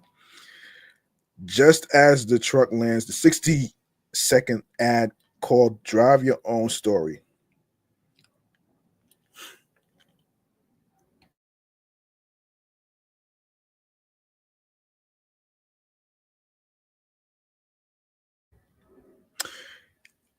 Drive your own story. Okay, shows Power reading a story to two children before returning back to the truck twisted tale. The spot features Van Halen's Panama. It was created in partnership with Austin, Texas based GSD and M and produced by Santa Monica, California based Minted Content. This one I saw a clip of it actually. So Meg Ryan and Billy Crystal returned to Katz's Deli in New York City, where they filmed one of the most famous scenes of when Harry met Sally 36 years ago. This time, though, it's Hellman's mayonnaise that causes Ryan's reaction. Actress Sydney Sweeney, who starred in her own romantic comedy in 2023, gets to deliver the famous punchline: "I'll have what she's having." Oh man. And let me see. Oh, Nestle's Coffee Mate is using its cold foam creamer to make mouths water. In the 30-second spot, a sip of a beverage with cold foam creamer sends the drinker's tongue dancing. Shania Twain's voice croons through the commercial, which makes sense based on the tagline, "Let's go tongues." Call back to the opening line of her popular song, "Man, I Feel Like a Woman." Oh shit. Cookware maker Hexclad is following the tried and true recipe for Super Bowl commercials, celebrities, and humor. Celebrity chef Gordon Ramsay stars in the ad that's supposed to take place in Area 51, where a new alien species of foodies is discovered. Quintessentially spicy, Ramsey quips, "Ugh, foodies, the worst." The commercial also includes Hexclad's frying pans, aliens, and comedian Pete Davidson, Pistol Pete Davidson, serving a dish to Ramsey. Oh man. Let me see. I want to see. Yeah. Um, Matthew McConaughey is driving this year's Super Bowl commercial for Uber Eats. The lengthy commercial features the actor's vision for a movie about football and food conspiracies, chock full of food puns at every turn.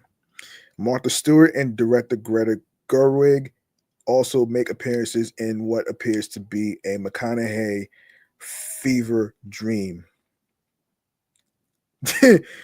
Aubrey Plaza, Michael Shannon, and Bad Bunny star in Ritz's Super Bowl ad. While Plaza and Shannon debate who is saltier, Bad Bunny playfully professes his love for the crackers. Okay. Um. Oh my gosh.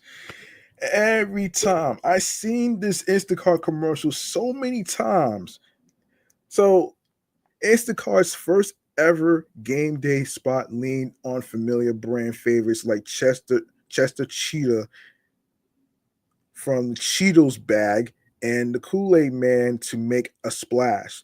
The commercial set to time, excuse me, the commercials set to, hold on.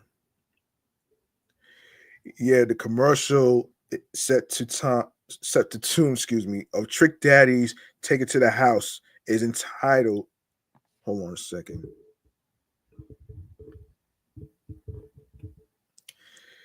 Yes, it's entitled We're Here and is meant to highlight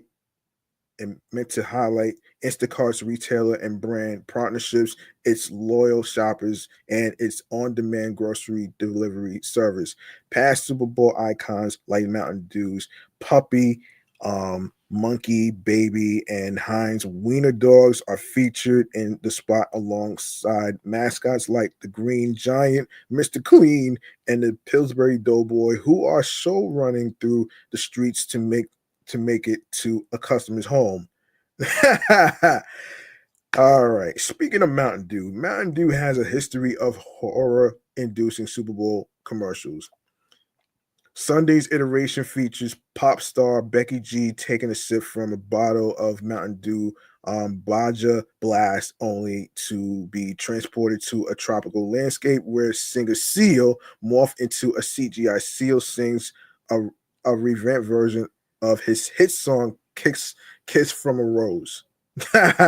Okay. Yeah, Barry Keoghan, Squarespace Tap Academy Award nominee Barry Keoghan, to literally hawk its product in its 11th Super Bowl advertisement. The titled "A Tale as Old as Websites." The spot featured Keoghan atop a donkey tossing laptops like newspapers door to door to local businesses to promote the website design. Oh boy. And Adam Levine, so excuse me, no, Adam Devine, excuse me, and real life wife Chloe Bridges play themselves in Water Brand Circle's Super Bowl commercial. In the ad, Devine goes shopping and gets a reminder from Bridges to pick up Circle. When he can't find it in the store, he accidentally orders 100,000 online. Oh boy. Hmm. Very, very interesting. Hmm.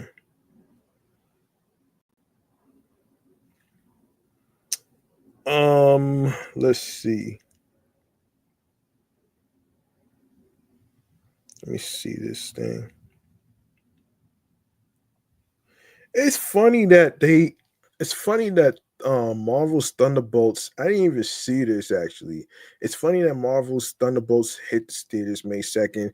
Disney Plus and Marvel Studios dropped a new trailer for the upcoming Thunderbolts movie coming to theaters May 2nd.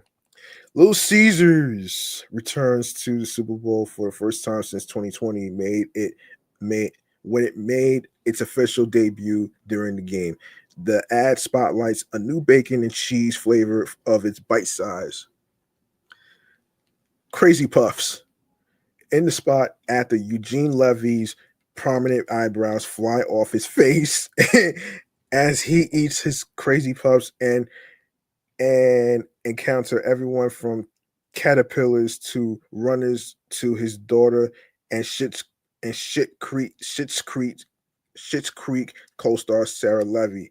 The privately owned pizza chain introduced Crazy Puffs nearly a year ago, following the snacking trend that has taken over fast food restaurants and pizzerias. Papa John's and Yum Brands Pizza Hut are among the pizza chains that have introduced their own takes on pizza snacking trends.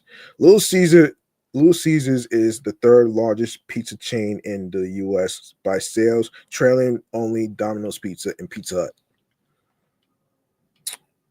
Yeah, I'm not gonna do that. Yes, Dunk Kings are back to kick off the Super Bowl. In the first spot of the big game, Ben Affleck once again returns in a Dunkin' campaign, this time with brother Casey Affleck and a new recruit Succession star and Oscar nominee Jeremy Strong.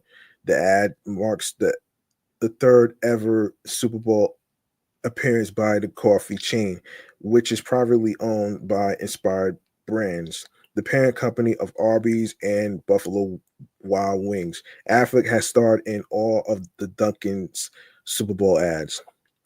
This year's spot also featured a cameo from Bill Belichick and his girlfriend Jordan Hudson. Um, there it is.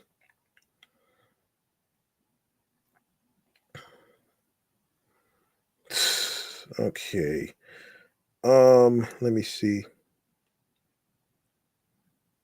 There's so many Super Bowl ad commercials that I ain't get a chance to. I ain't really look at all of them. I know Fanatics is one of them. DraftKings CEO, obviously. I'm not gonna go through that. Um, I'm not gonna go through all of it. Well, let's see. FanDuel, one of them. Um, let's see. Let me see. So yeah, there you go. Let me see. Let me see. Um, I'm not gonna really. Tubi is one of them. One of them. One of them. All right, so let's go on to the next one, man. Let's go on to the next one.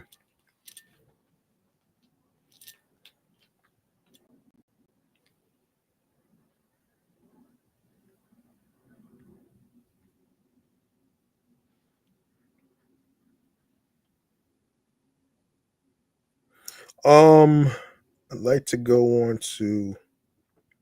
Let me see.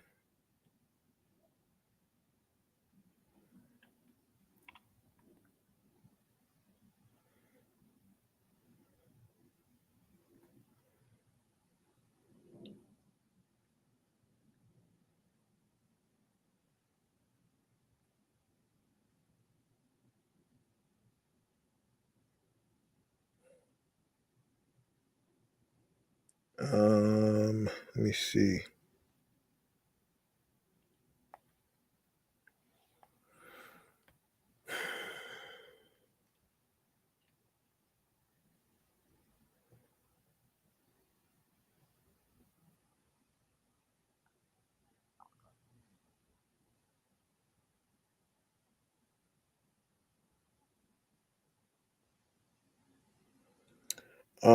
Let me see. Let me see. Let me see. What else can I talk? Yes.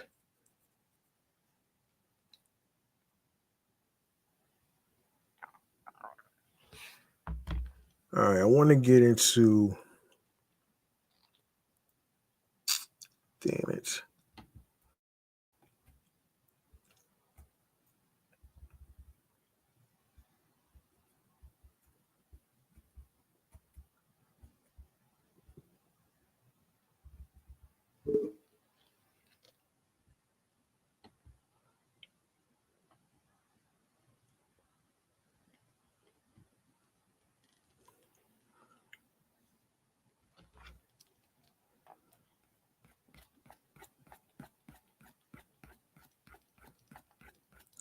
hold on.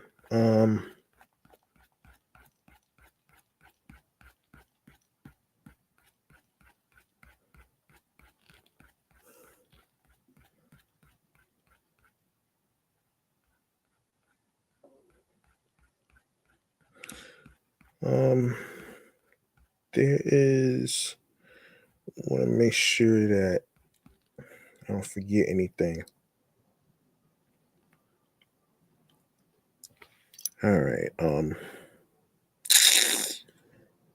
Okay. I'm gonna have to put this. I'm gonna have to put the Department of Transportation and hiring freeze for another time. I'm not gonna get to it. I'm not gonna get to it actually.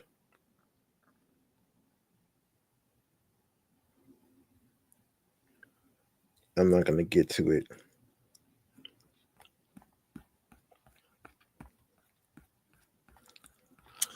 Um. All right, we're gonna go to Munchies and Drinks. All right, we're gonna go to Munchies and Drinks actually. So I want to actually go to what is this?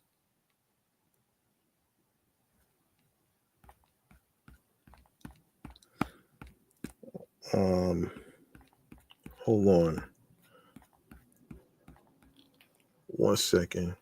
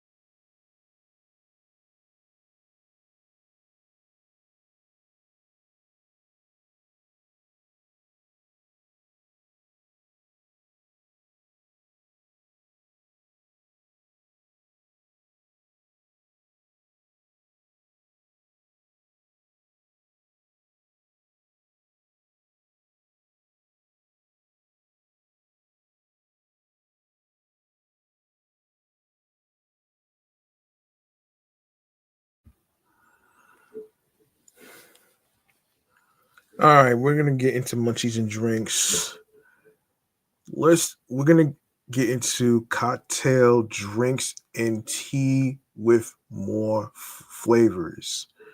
All right, let's get into it right here. Munchies and Drinks.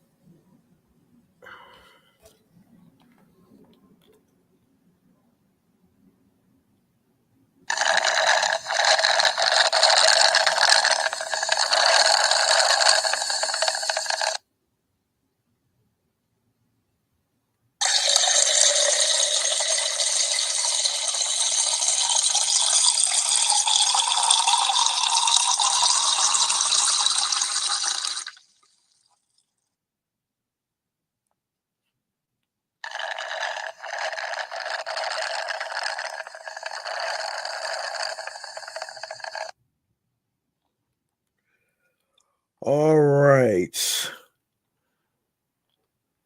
All right. So we are talking cocktail drinks and tea with more flavors. This is according to the folks from Gear Patrol. So fashion and TikTok are the well-known realms of change fast moving trend changes, but the world of booze is hardly immune to them. Each new year season or binge worthy television series might be the catalyst for a seemingly coordinated update to bar menus everywhere. Hence the recent resurgence of espresso martinis, and Negroni, the Negroni S bag S bag Liato. All right, so and since the 1990s are currently the focus of everything from style to design, it's no surprise that the decade is in our drinks too.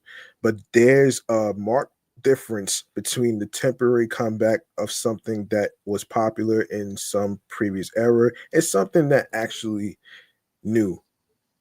Something that's actually new.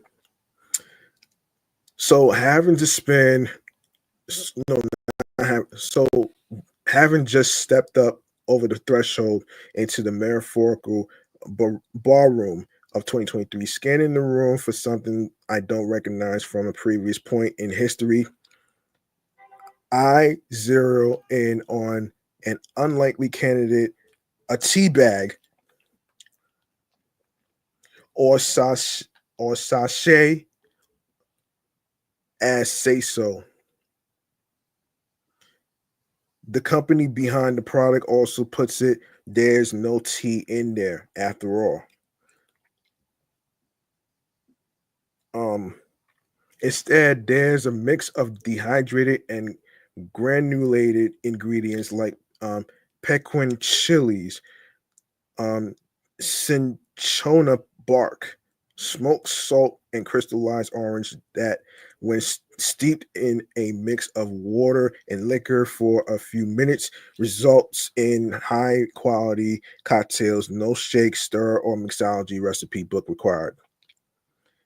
Say so was founded in 2018 with the name Steeped, but co-founders Allison Evans and Chloe um, Ucoin think of the mid 2022 relaunch as the business's real starting point. The pair came up with the idea while enrolled in a Harvard Business School class called Startup Bootcamp, or to be more precise, it evolved from another idea they had for a mason jar based all natural cocktail infusion product they'd come up with after discovering that focus group feedback revealed that drinkers desire gratification more instant than the 24 hours that product required.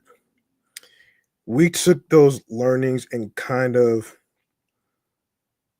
combined them by sticking with the all natural ingredients, but granulating them and putting them into a tea bag format to come up with a product that allows for a near instant infusion, Evans said.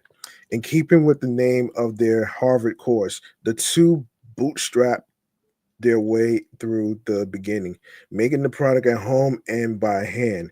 We kind of turned our apartments into this very chaotic test kitchen where we were ordering all these ingredients and testing different things. Ukan said. Evans and Ukan shared a passion for food and drink, but of those neither of the two had experience in the spirits industry before Say So. After finding their apartment made recipes didn't meet their standards, the two brought on a formulator for fine tuning, which resulted in a margarita and an old fashioned, both in a pulverized solid state, secured in a tiny sack tied to the end of a string. The idea was well received and they stuck with it after graduating from um, HBS in 2020.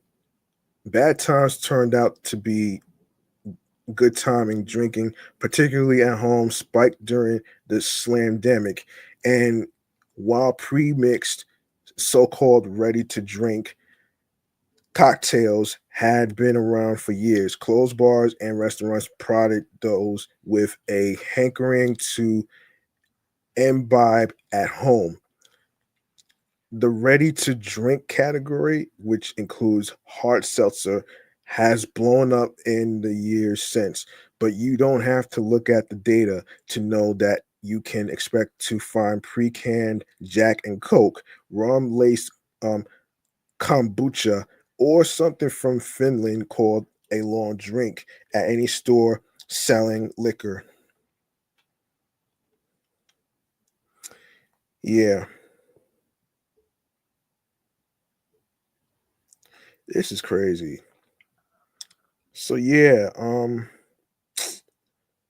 I ain't gonna really.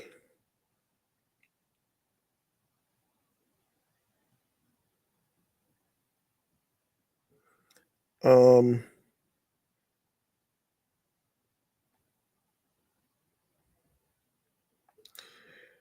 so knowing all that, I'm hardly surprised to find myself standing at my kitchen counter, bobbing a tea bag up and down in a rocks glass, along with 3 ounces of tap water and an ounce and a half of Del Maguey mezcal from the bottle I had on the shelf. I'm expecting and trusting that in a few minutes I'll have in my hand a skinny spicy margarita, but I do wind up surprised that the finished cocktail tastes closer to what a bartender was set in front of me than any pre-mixed drink I've sipped yet. To be honest, I'm not a big fan of RTD cocktails.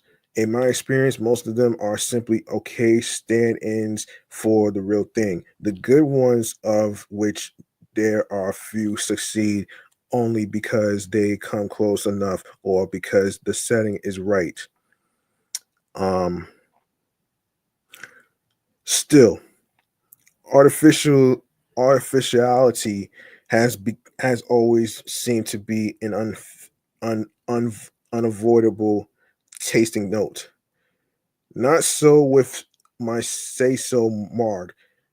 After 3 minutes of steeping and the addition of ice, the drink offers no clue that it came in a pouch that was packaged and boxed and sent to me. It just tastes like a margarita, uncannily, pun intended. Even the mocktail version, all you have to do is swap the tequila or mezcal for more water or a non-alcoholic spirit to make one taste great if a little heavy on the ginger.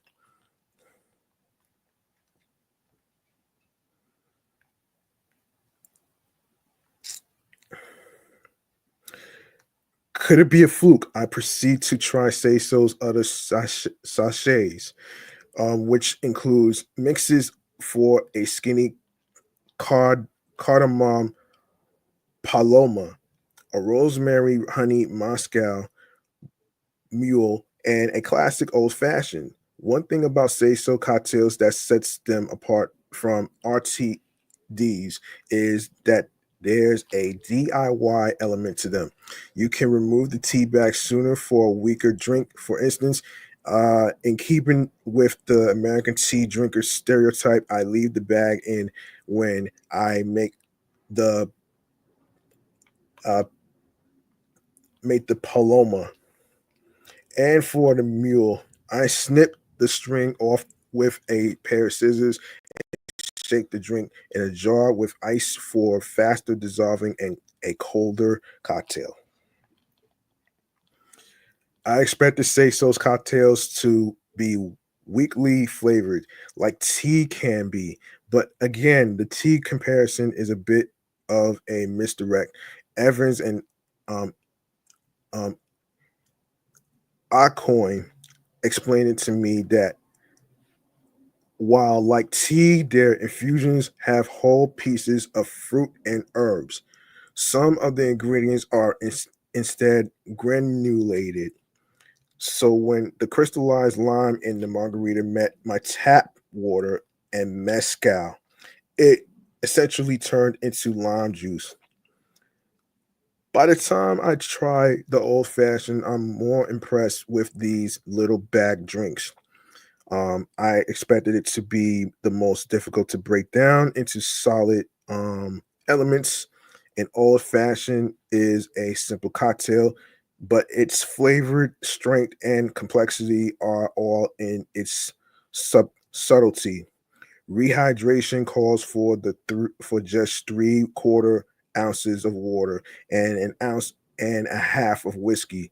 So it's a shorter glass too. But I'll be damned, it's good, and I didn't even use that good of whiskey to make it. Oh shit. Oh shit. Um,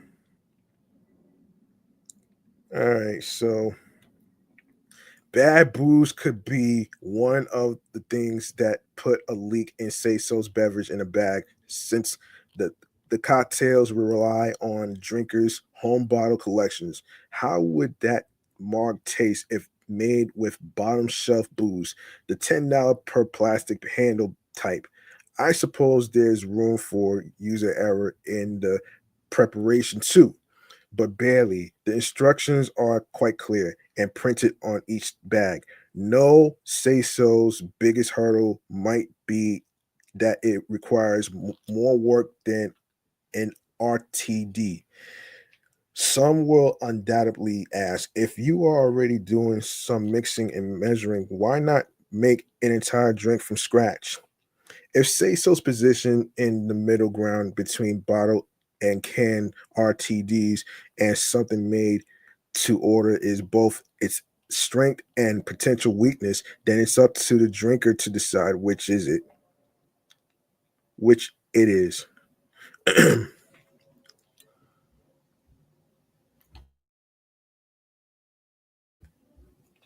For me, the answer is clear. I don't keep things like cinchona bark, um, gentian root, or smoked salt around the house, and $3 per drink um, is pretty darn affordable.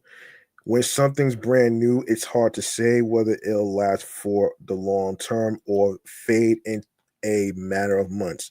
If they were brand new today, I might gawk at ideas for tequila laced seltzer and non-alcoholic spirits, but at how they look at how well they've done.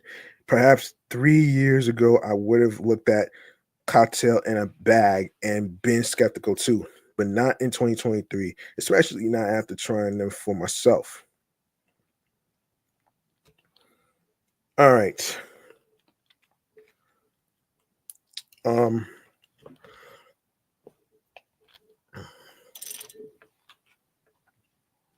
oh my god. Um, oh my gosh. So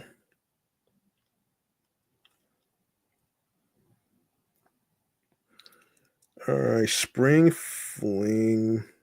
Wait a second. No, that's something else, man. Let's go on to celebrity chefs.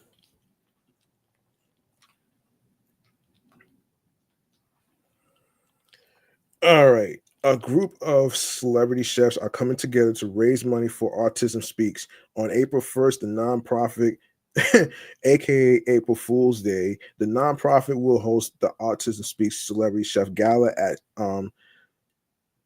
Cipriani Wall Street, located at 55 Wall Street. The gala will celebrate Autism Speaks 2 decades of progress in advocating for autism inclusion, with the event raising awareness in areas such as fostering equality across healthcare, education, and employment. Culinary chair Franklin Becker, a passionate advocate for autism inclusion in the culinary arts. Um,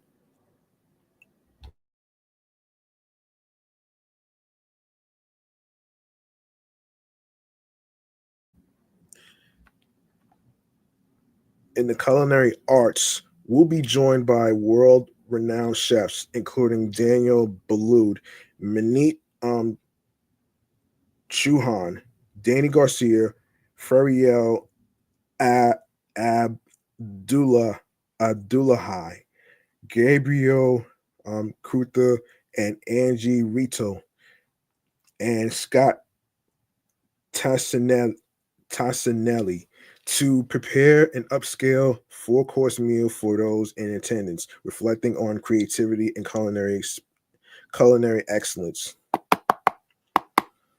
Um, Community has been a grounding force for me in my journey as a chef and a father to a son with autism, said Becker. Finding community fosters belonging, builds social connections, and creates an essential network for navigating life.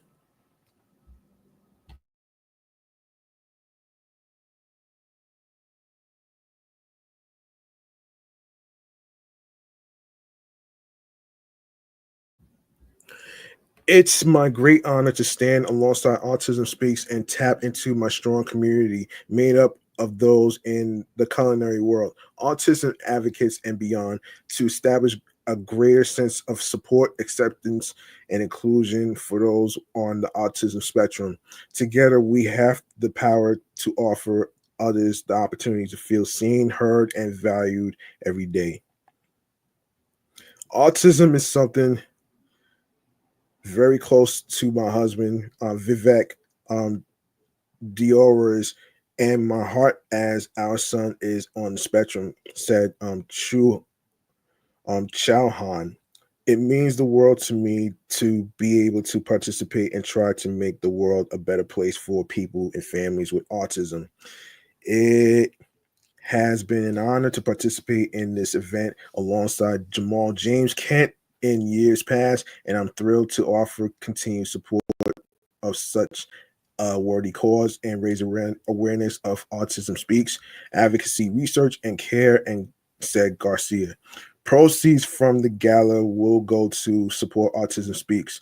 For me, this event is my baby. I was involved in building this event from the ground up and love to see how our chef community comes after together year after year to make a difference for the autism community. It is really very special for me, said Becker. It is an opportunity for foster autism awareness, promoting access to resources and inclusion in both personal and professional communities, said Kuther.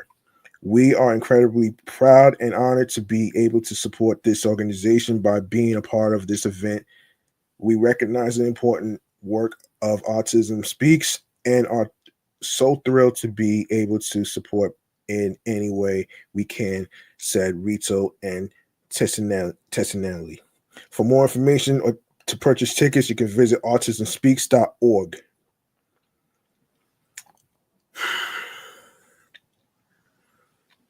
Let's see. Let's see.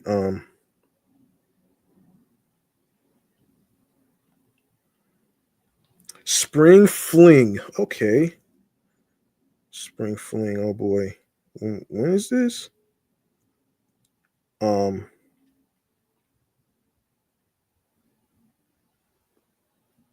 Hang on a second.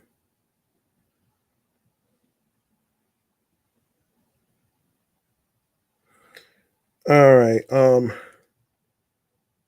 Let's get into this right here. All right, so feeling floral cherry blossom season is getting an early start in the Seaport. Pier 15's watermark, located at 78 South Street, has partnered with bucket listers, listers to present the Spring Fling Cherry Blossom Festival at the restaurant's Pink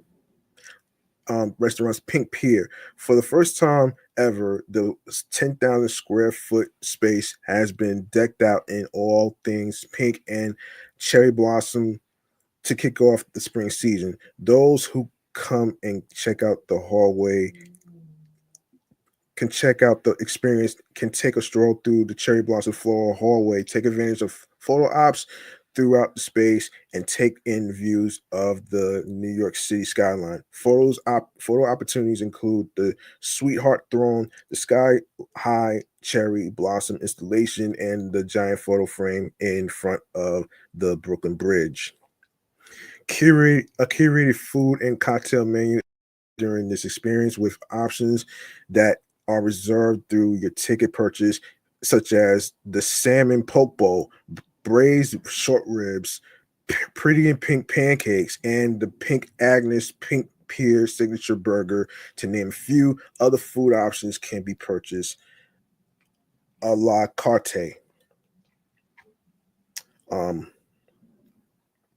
The menu also features a lineup of delightfully pink cocktails and mocktails, as well as selection of beer, wine, and bubbly. Tickets for the experience starts at $15 with tickets including one free glass of pink bubbly or mocktail upon arrival. VIP options are also available for purchasing starting at $22 per person, with VIP ticket holders receiving express admissions to the VIP line, a glass of pink bubbly mocktail or guava tea, one pink snack from the bar. Guests can also book private and um semi private glass house and chalet seating, providing an indoor experience starting at $40 to $45 per person. The Spring Fling Cherry Blossom Festival is open for all ages. For more information or to purchase tickets, visit bucketlisters.com. And of course, Spring Fling Cherry Blossom Festival, Watermark 78 South Street, runs through April 30th. Tickets start at $15. Um, and yeah, there you have it right there. There you have it. Okay, forgotten foods. Let's see. All right, I'm not even gonna. Oh yeah, okay. A New York City hospitality group is inviting New Yorkers to rediscover old favorites during its Forgotten Foods Festival later this month. From March 28th through April 6th, chef-driven hospitalities restaurants will bring back storied dishes from their cuisine, spanning from French and Mediterranean and Israeli and American. The recipes will be paired with a lineup of wines and cocktails to complement each restaurant's menu, curated by chef-driven hospitalities beverage director Aviram Turgeman. Our chef-led philosophy brings a personal touch to everything we do in our restaurant, said Simon Oren, partner of chef-driven hospitality. Our chefs and their teams have reached into their memories for dishes from their past that truly spoke to them, each infused with the spirit of the restaurant's cuisine.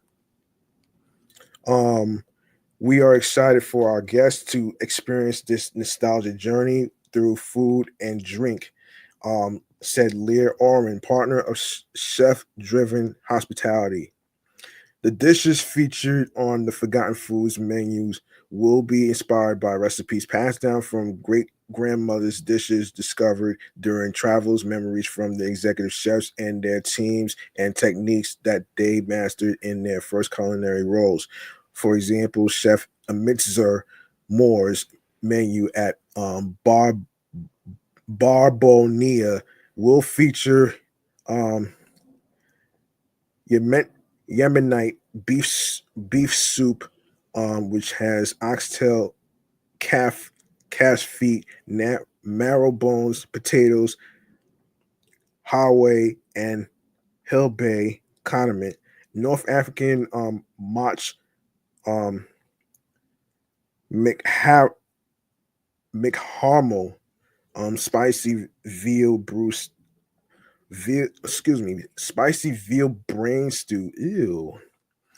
And and the Persian dessert faluda shirazi, which is rice angel, hair noodles, rose water, sour cherry, pistachio ice cream. Oh boy. We had neighbors from all over the world, all with their own special foods. My menu reflects what I saw and ate at their homes and in small eateries, said more. At Le Monde, Chef Segundo um Gowerman added a pike fish with Barrigo, huh, which according to um Um, Gawaman is a dish named after a mushroom that became so rare the dish itself fell into obscurity. Other new menu items at participating restaurants include um, East stock a feast. Hold on, E stock stock a ficata. Oh wow. Anyway, from Executive Chef Andy D. Amico at Nice Matin, the Taco di Langua, ew, beef tongue at Player Betty's, and Nicata alla Vaccinara,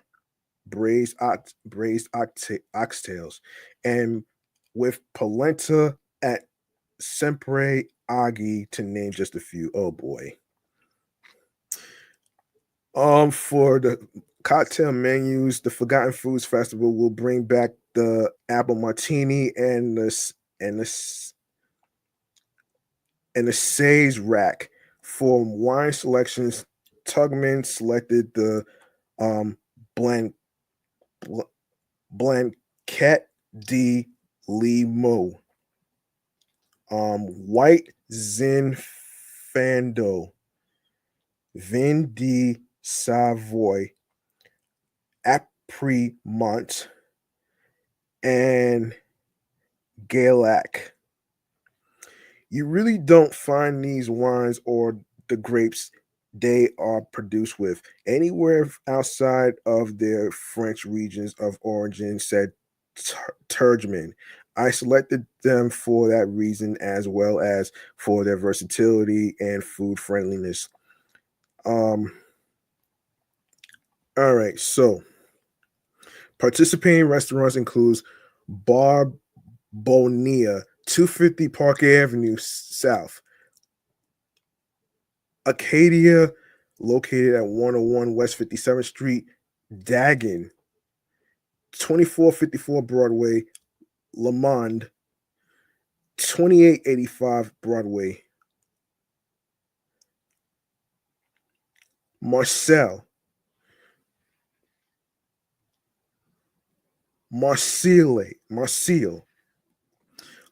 630 9th Avenue, Nice Matin, 201 West 79th Street, Cafe de Alsace, 1703 2nd Avenue,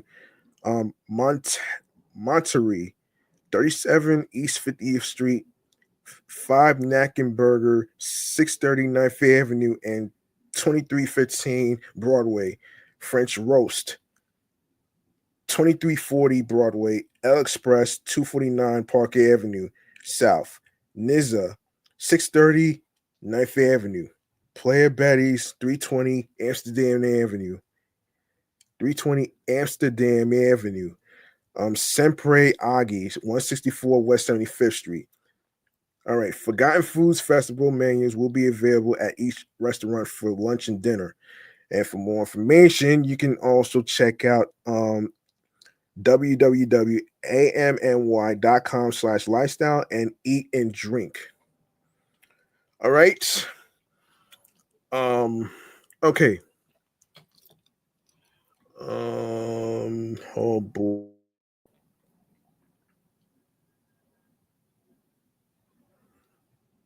Um All right. Whatever topics I don't get to, I'm going to save those topics. Actually, I'm going to wrap up right here. Actually.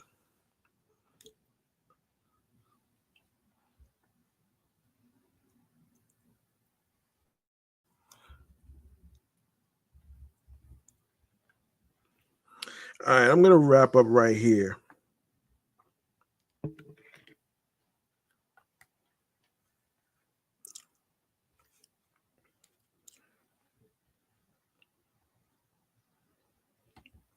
All right, I'm going to wrap up right here with this last segment right here. I'm trying to actually finish this recording because I want to actually catch up with the Mets game that's on right now. So, hang on one second.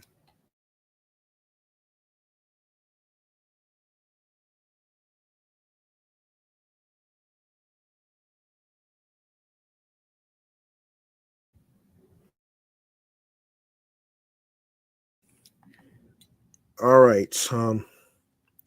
Stream choices on the go, man. Here we go.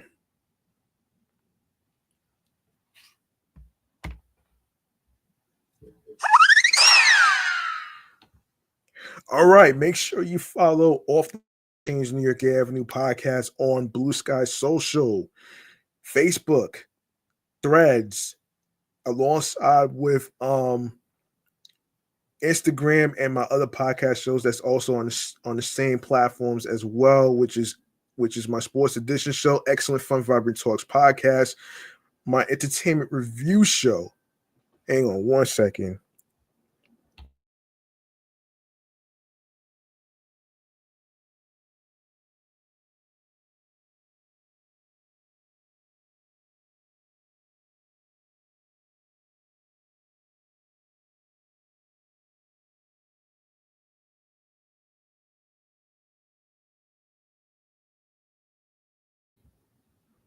Yes, as I was saying before, yes, my sports edition show, Excellent Fun Vibrant Talks podcast, and my entertainment review show, Meticulous Vibe Juice podcast, is also on the same platforms as my first primary podcast as well. So yeah, you can follow those podcasts as well.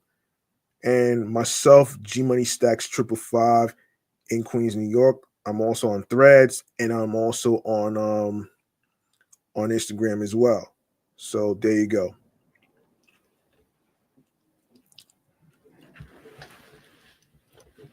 So there you go, right there. Um, also, I like to point out where you could actually listen to each episode of the podcast.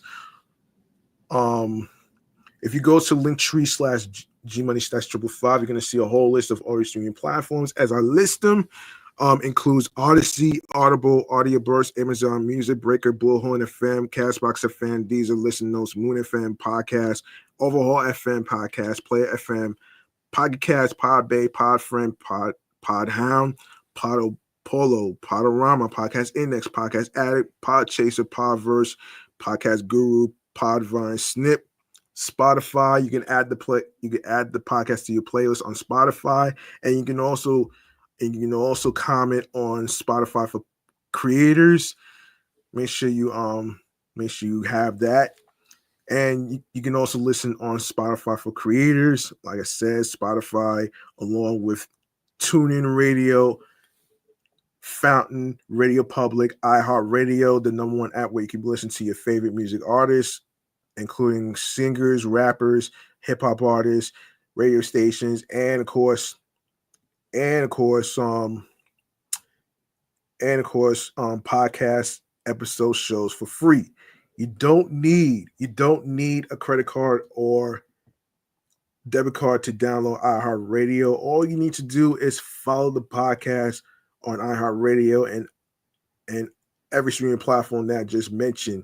And also do the same with YouTube. Make sure you subscribe to the YouTube channel page, G Money Stacks 555, for more video podcast episode live stream recordings. including the date, day, and time. And of course, leave a like and a comment. Tell me how you feel about the topics in today's episodes. And of course, be sure to also tell your friends, spread the word, add the podcast to your playlist. And of course, if you could share the videos, that'd be great. Tell your friends to actually subscribe to the channel. And you can also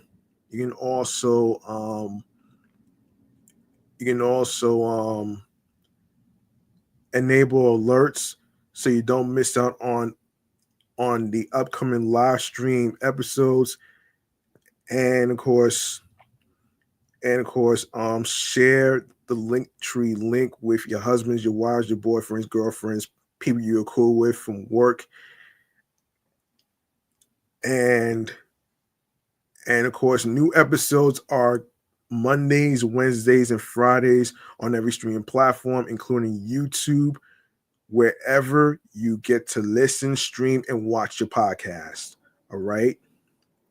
So there you go, right there. I'm gonna wrap up right here, right now, as I try to hurry to catch that Mets game right now, man. I'm your man, G Money Stacks, aka the Gregonator, your host with the most. Thank you very much for listening to the 389th episode right here on this platform, off the Meat Rat Chainz New York Avenue podcast. Remember, the grind doesn't stop. Hard work pays off. If you want something, you have to work hard and earn it, because it's not going to be given to you on a fucking silver platter. All you need to do is follow your goals and dreams, find your niche, and if you plan on starting a podcast, please be yourself behind the microphone as you are recording your episodes. And of course, be sure to also do what makes you happy, and be on your P's and Q's creatively, mentally, emotionally, physically, and spiritually. That gets you into your zone, alongside with tunnel vision. And also, let me just point this out right here. There's no menu or manual on how to follow your path, your journey, and your heart. And I also would like to say is, continue with your success. And it doesn't matter whether you win or lose. It's how you take each lesson and how you play the game. All right. So, don't let anybody tell you what you can and can't do with your own podcast. And, try to be aware of the so-called promoters of scammers, because they don't have email addresses. They don't have phone numbers or anything like that. And also, I actually touched on the SEO shit in episode 387. It's a scam. All right. It's a fucking scam. It's almost like buying followers and all that other stuff. So you don't need to have your hard-earned money being ripped out of your hands from scammers. You work hard for your money. So please be careful. All right. All right. So I think I touched on everything. I will see y'all next time in the next episode with new topics. Whatever topics I don't get the chance to talk about in this episode, I will try my best to get back to them at the end. I'll try to talk about them in the next episode. Not the end. I'm sorry. Got a little tongue-tied. Anyway, man, I appreciate the 101 subscribers who subscribe to the channel. Thank you very much. Thank you very much, man. I really appreciate this, man. For real, from the bottom of my heart. And let's keep the number of subscribers going by you sharing the podcast YouTube channel page. Of course, G Money Stacks 555. That's where you can see all the episodes. And of course, if you're wondering where you can watch the episodes, it is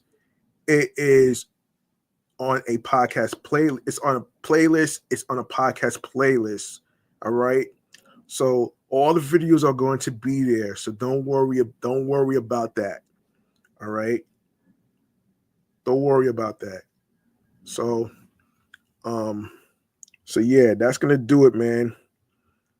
That's gonna do it. I appreciate every single one of y'all for taking the time to actually listen to me and how I feel about certain topics and stuff. Of course, there will be more episodes, more content, and everything else. And there is going to be a little bit of a shuffling of the podcast recording episodes because of the Mets game schedule that is going to be at a different time, that in different time zones and stuff. So yeah, so I'll figure out how to shuffle the podcast recording schedule. All right. So yeah, I'm out of here. Peace and one love. Hope y'all enjoy yourselves and be safe. Stay liquid, stay hydrated. And yeah, I'm out of here. Peace and one love. Enjoy the New York Mets game. Let's go Mets. Good night, everybody.